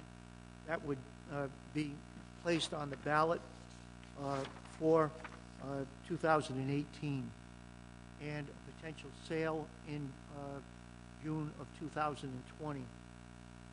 We need that if we're going to continue the aggressive schedule that we've had as far as improvements on the road surfaces within the community. Our objective is to be able to spend a good deal of dollars on improvements to all of our arterial and some of the collector roads. The local roads will continue to maintain using the macadam surface with a stone seal, where we're getting, where there's less traffic on those roads and less turning movements, the stone seal is still a viable program for the community. But on our arterial roads, we need to continue to make improvements.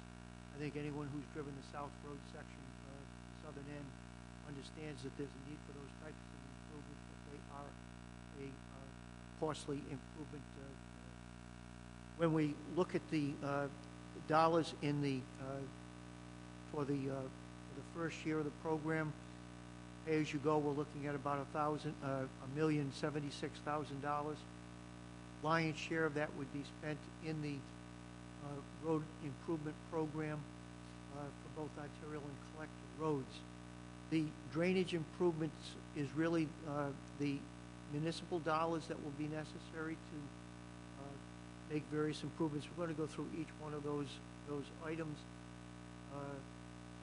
The road improvement program, the major improvements would be Warden's Pond Road, the north end. When we say north end, we mean from the Charleston line to about the entry into the Tuckertown Village area. The collector roads would be Santurn Road, Wade's Corner, and Jerry Brown Farm Road. Jerry Brown Farm has been on a list for improvements for the last, I think, 8 years. And we finally have ownership of the property necessary to place the necessary drainage swales in place.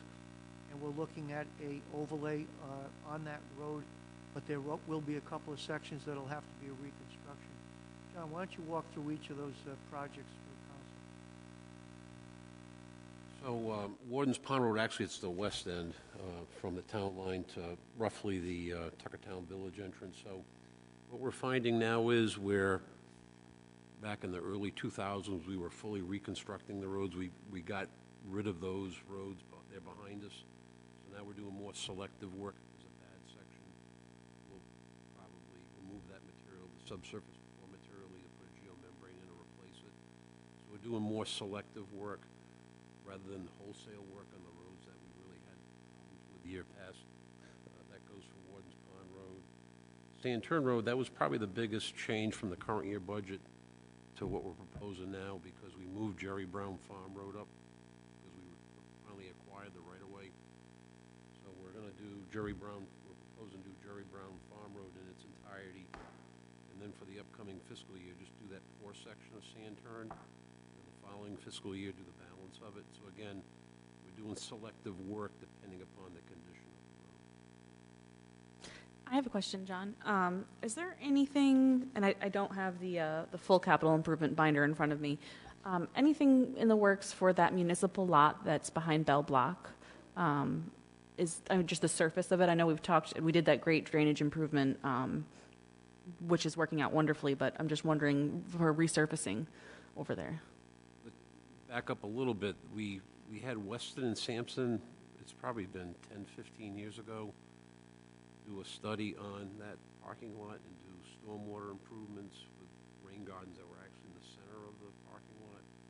But at that point, we reached out to the business owners, and they were not receptive of those types of improvements. So that's got put on the back shelf at this point. We don't have any in the current budget for even overlay at this point.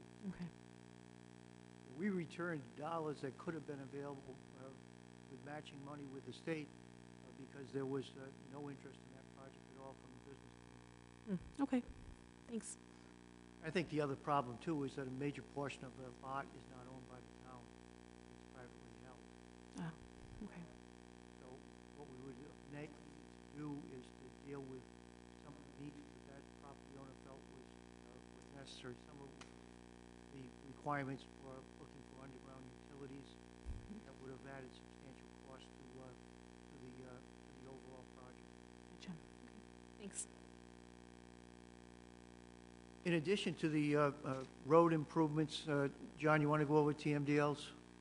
So again, just as a quick primer, TMDL, that acronym stands for Total Maximum Daily Load. It's the amount of pollutants that a water body can withstand in order to still meet fishable, swimmable standards. So we've got, I believe, 7 or 8 TMDLs in town. I think probably I keep hearing we're like one of the highest number in the country, other than I think South Burlington, Vermont. We have the good fortune of having all these TMDLs. So Narrow River's the oldest. We've hired Fuss & O'Neill. They're working on trying to finalize a design at this point, so we hope to be out for construction sometime this spring or early summer for what are called BMPs, or best management practices. These are drainage swales, infiltration swales. And at the end of the dead-end streets where the pavement extends down in Middlebridge beyond the last house, we'll probably be removing those sections of pavement for try to get water quality benefit from vegetating that area rather than have an impervious surface. So we've gotten 2 grants from DEM, the 50-50 matches, so we should be able to get up to probably about $700,000 or $800,000 worth of work with the matching grant from DEM and the reserve money that we have in the TMDL fund. Great. Moving on with the drainage improvements, we're looking at the erosion control, which is the Tunic Beach Road. This is the sacrificial sand that would have to be put back in on a yearly basis. Whether we need to put it in or not, we would reserve the $20,000 each year and set up a cash reserve so that if we had serious erosion issues, we'd be able to meet the requirements that we agreed to with the CRMC. We're also looking at bridge and dam. We need to provide for a bridge inspection program, which would be $30,000 in the 18-19 year. We're also looking at specific improvements with the Wakefield Mill Dam and the Rocky Brook Dam. Want to give a thumbnail on that, John? So actually, we have their placeholders at this point for both dams. I think all of our dams, they've all been reconstructed, other than Rocky Brook, which really there's not a whole lot there to reconstruct. But we've done California Gyms, Asa Pond, Indian Run Reservoir Dam, and NOAA and DEM made some recent improvements to the Wakefield Dam for Fifth Passage, which also satisfied a violation we had for a low-level outlet provision that was also incorporated into the project. So I think for the time being, we're good to go.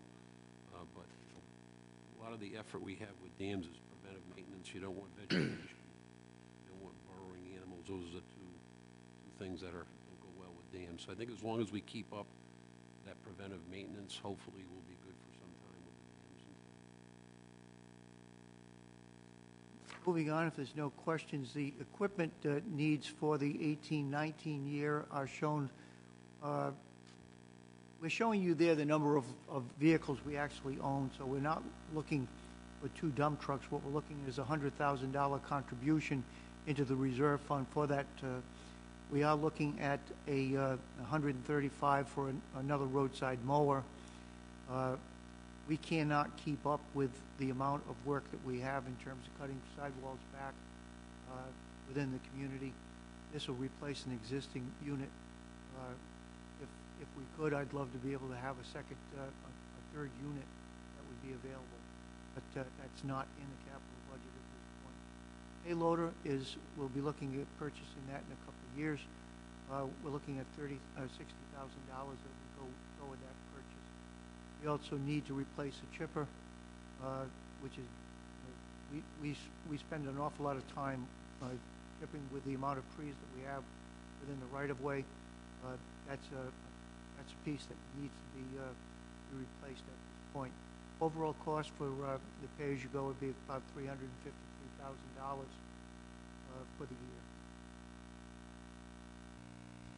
Within the Public Works garage, we need to replace the whole fire alarm panel, and that's out. This is not part of the network that you approved the other night.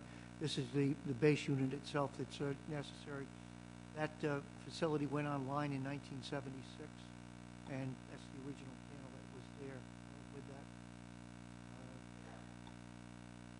The water division, we're looking at several items that are going to be necessary. I've already talked about the meter replacement program. We're also looking at upgrades on the SCADA system, which is the superintendent controls data system, for about $35,000. Leak detection, this is always near and dear to Meg's heart. We are trying to find ways to find any type of leakage in either of the two town systems, and we will continue to reserve $15,000. If you recall, last year we had a contract that we ran collaboratively with the town of Narragansett as far as leak detection.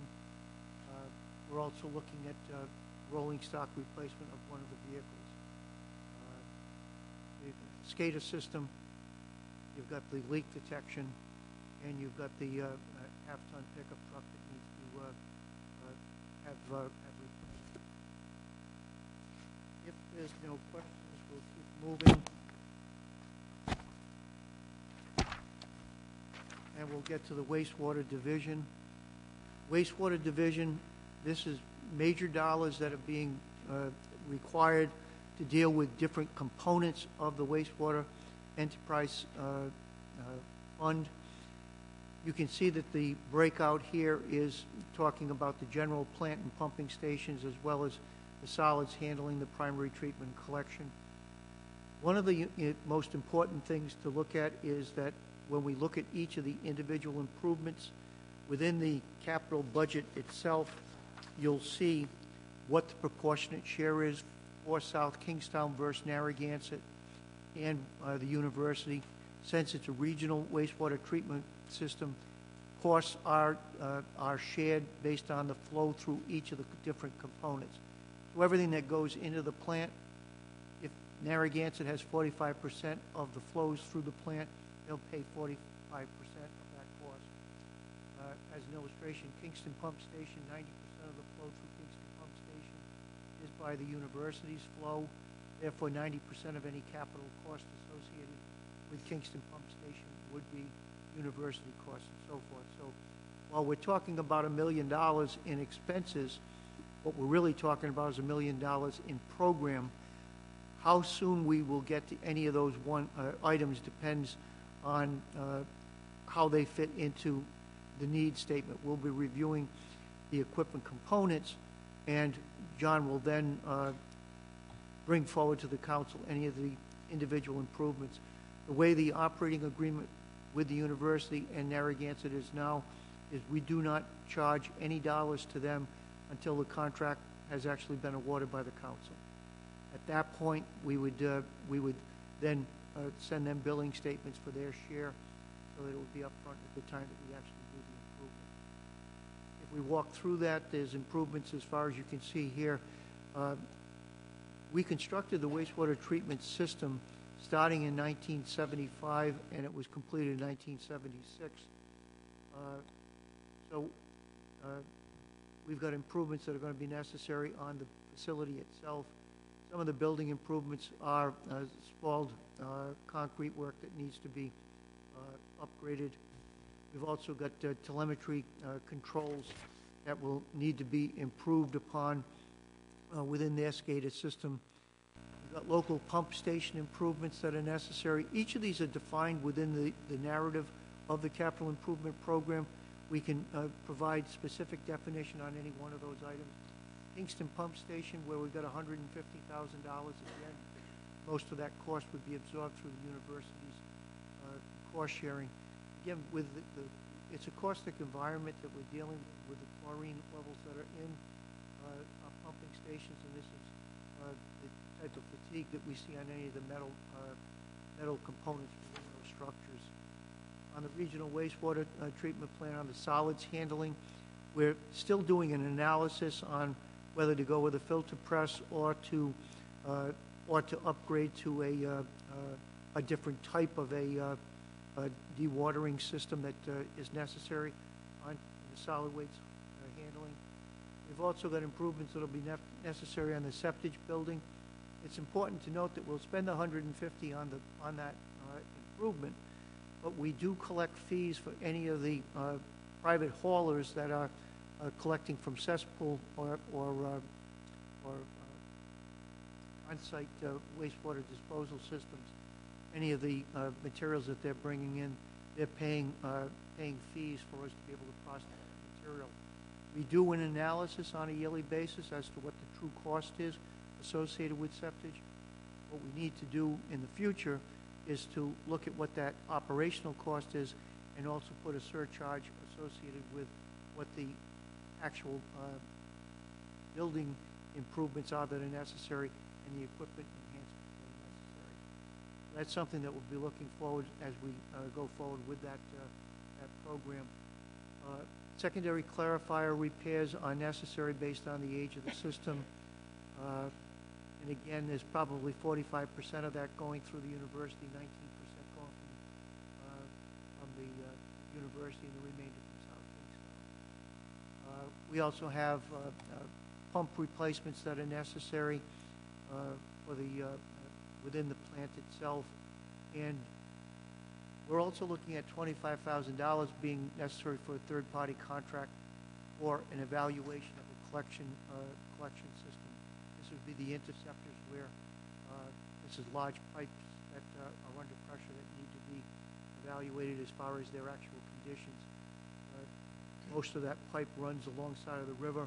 We've got to ensure that it's properly maintained. That brings us to public safety. As far as public safety, is really only a few components this year.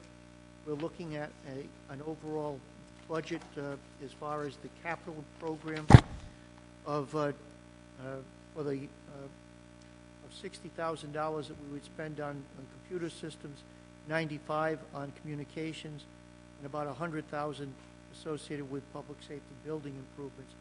So over the 6 years, we're looking at about $255,000. For the 18-19 year, we've got a $10,000 set aside for computer equipment, which would be for the network that they have. For the communications equipment, it's for the dispatch center on any of the improvements that would be necessary. And on the building, we're looking at about $160,000. We're also looking at undefined capital needs within the public safety arena for another $100,000. It'll be $255,000, as I mentioned, that'll go in over that 6-year period. The narrative within the capital program in section 5 provides specific detail as to the different areas that are envisioned to need supports. Right now, there's $311,000 within those 3 reserve funds for the various improvements that would be necessary of that $410,000. So we're looking at the $10,000 on the computer. We're looking at the building improvements of about $15,000 and $15,000 on the equipment and upgrades for the dispatch center itself. And then we're continuing to deal with HVAC improvements that are necessary in all of our buildings. If we spend the money on the HVAC, we're going to see greater efficiencies and less operating costs associated with that equipment. EMS, Craig is here with us tonight. Craig, you want to come up and we'll just talk quickly about some of the improvements that we're looking at in EMS. EMS, we are looking at about a $696,000 program over the 6 years. A lion's share of that is tied up in maintenance and replacement associated with the 3 vehicles. We operate with two transport ambulances and 1 first responder vehicle. The first responder vehicle over the 6-year period is anticipated to be replaced every 3rd year. So we'll be replacing in the 18-19 year the first responder vehicle, and we'll also replace that again in the 22-23 year. We've also got general contributions for each of the ambulances. We will be buying a brand new ambulance in the 19-20 year. That's the first ambulance replacement that'll occur. I'd like to have Craig talk to you as far as the medical diagnostic equipment as well as the improvements necessary at the South Station. Again, South Station improvements, we're not looking at specific improvements as much as we are setting money aside for the necessary improvements to make that ready if we get to a point where we go to a 24/7 operation up to the 12-hour operation that we currently operate out of the Public Services building on Route 1. So with that, Craig, if you would like to walk them through the equipment.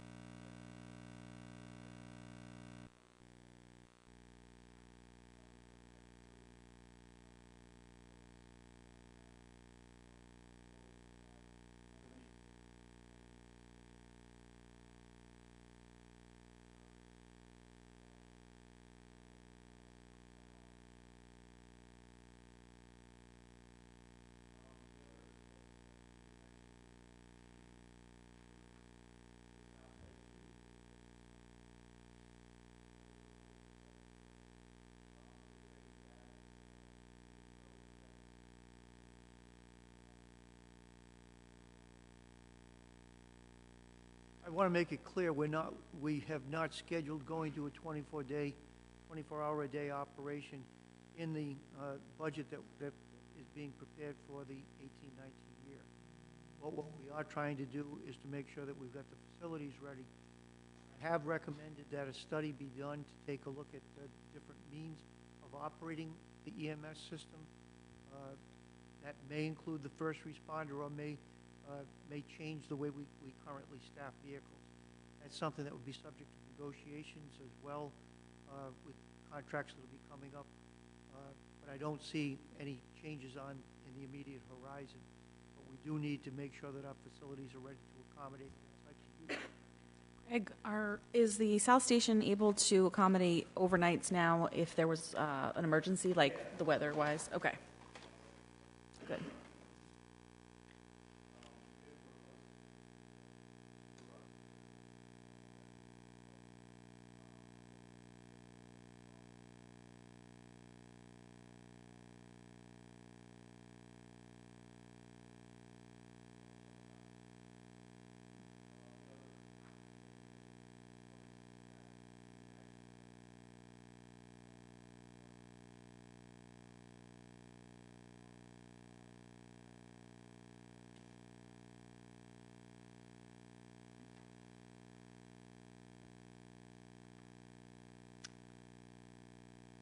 The power stretchers, we're looking at those being necessary over the course of the 6-year schedule, as well as the chest compression devices. So all of that equipment is going to be programmed in over the next 6 years. We've got it in place now, but as that wears down, we've got to make sure both of those transport ambulances have got the necessary equipment on board. If there's no questions, we'll keep moving. We get to the fire alarm division. The program for fire alarm is the improvements with the radio systems. There's 2 different radio systems here that are looked at. One is replacement of the 800 megahertz radios that are being used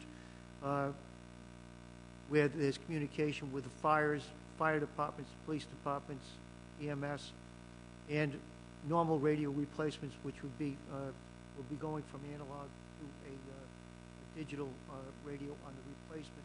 So both of those are in there. We're talking about two to three radios on each of the different elements that are there. Vehicle replacements, there's 2 vehicles that we use in the fire alarm division. Sorry? Is Lance there? As usual, beside me. Lance, why don't you come up? I do want to just reference where we are. Council has approved the installation and development of the fire alarm network, the wireless system. We will still, once that system's in place, have to maintain the same workforce to be able to maintain that system. We'll need the 2 vehicles. What we're looking at is funding the vehicles through the capital reserve on a year-to-year basis and replacement on an as-necessary basis. What I don't want to see done is us to have equipment that is costing us too much to maintain. I want it replaced on a proper schedule. We've been able to do that by advanced funding on a year-to-year basis. Lance, you want to give some idea as far as the radios itself?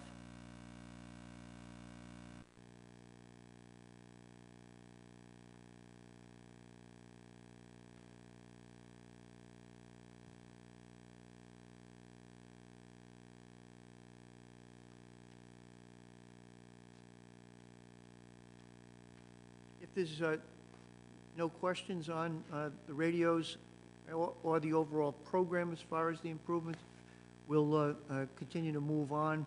This gets us to the summary page. Again, this shows us where on a pay-as-you-go. Lance, it was an excellent job as usual. There's something to be said to be the last one on the agenda. The final budget that we're looking at for pay-as-you-go would be about a $364,000 increase, of which $460,000 is tied up on the overall $1 million program that we're anticipating as far as the wastewater program is concerned. There are small changes, increases on general fund and the senior program, as well as the schools.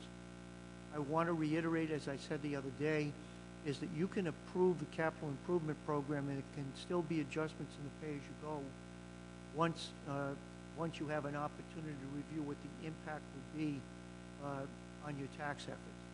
So if you approve the $1,532,500 for the general fund, if you look at it and say we need to cut $30,000 someplace, staff would then have to give you recommendations on where those dollars would come from. Same thing could be held on the senior program. There's no need to do that on water or wastewater because there's no tax effort. It's all out of the rate base itself. The effort could also be through the school department, is that their 445 could also be adjusted downward. The main thing that, as I said many times, is that this is a financial planning document. It's not an actual budget itself. But it does show you, in terms of the pay-as-you-go section, those projects that are most close, ready to be implemented, or where we're looking for fund transfers for future projects that are listed within that 6-year schedule. When we go away from the capital budget and go back to the final summary on the 6-year plan, which is everything we presented on Wednesday as well as tonight, we're looking at a $32.4 million program, up about $1.7 million. But of that total, a good deal of that is tied up in our utilities. You can be glad to answer any other questions council has. If not, this would conclude the capital program presentation. And you only got one more work session to sit through on Wednesday evening when we talk about the school program. I think, again, a lot of the discussion on Wednesday should center on where we stand with facilities planning and where we stand in terms of interacting with the State Department of Education on funding levels. Once that information is available, then that capital budget should be redeveloped later in the process. I would hope that before the end of June, that at least a fiscal note on the facilities planning, which would be for the next 6 years, should be able to be developed at that point. And it can come through as an amendment to your capital improvement program. What we have in place now that we'll talk about on Wednesday night really is not reflective of the facilities analysis that's currently underway. I wish I had seen some of the scenarios that are being developed, but I haven't at this point. And that won't, I think the first time we'll see anything will be on the evening of the 16th. With that, I'll answer any other questions that may be out there on the capital budget. If not, I turn it back to Meg. Do you have any other questions here at the table or from? I have no questions. Thank you for the presentation. I have a motion to adjourn. Didn't adjourn from the regular. So moved. All those in favor? Aye. Meeting is adjourned at 9:44.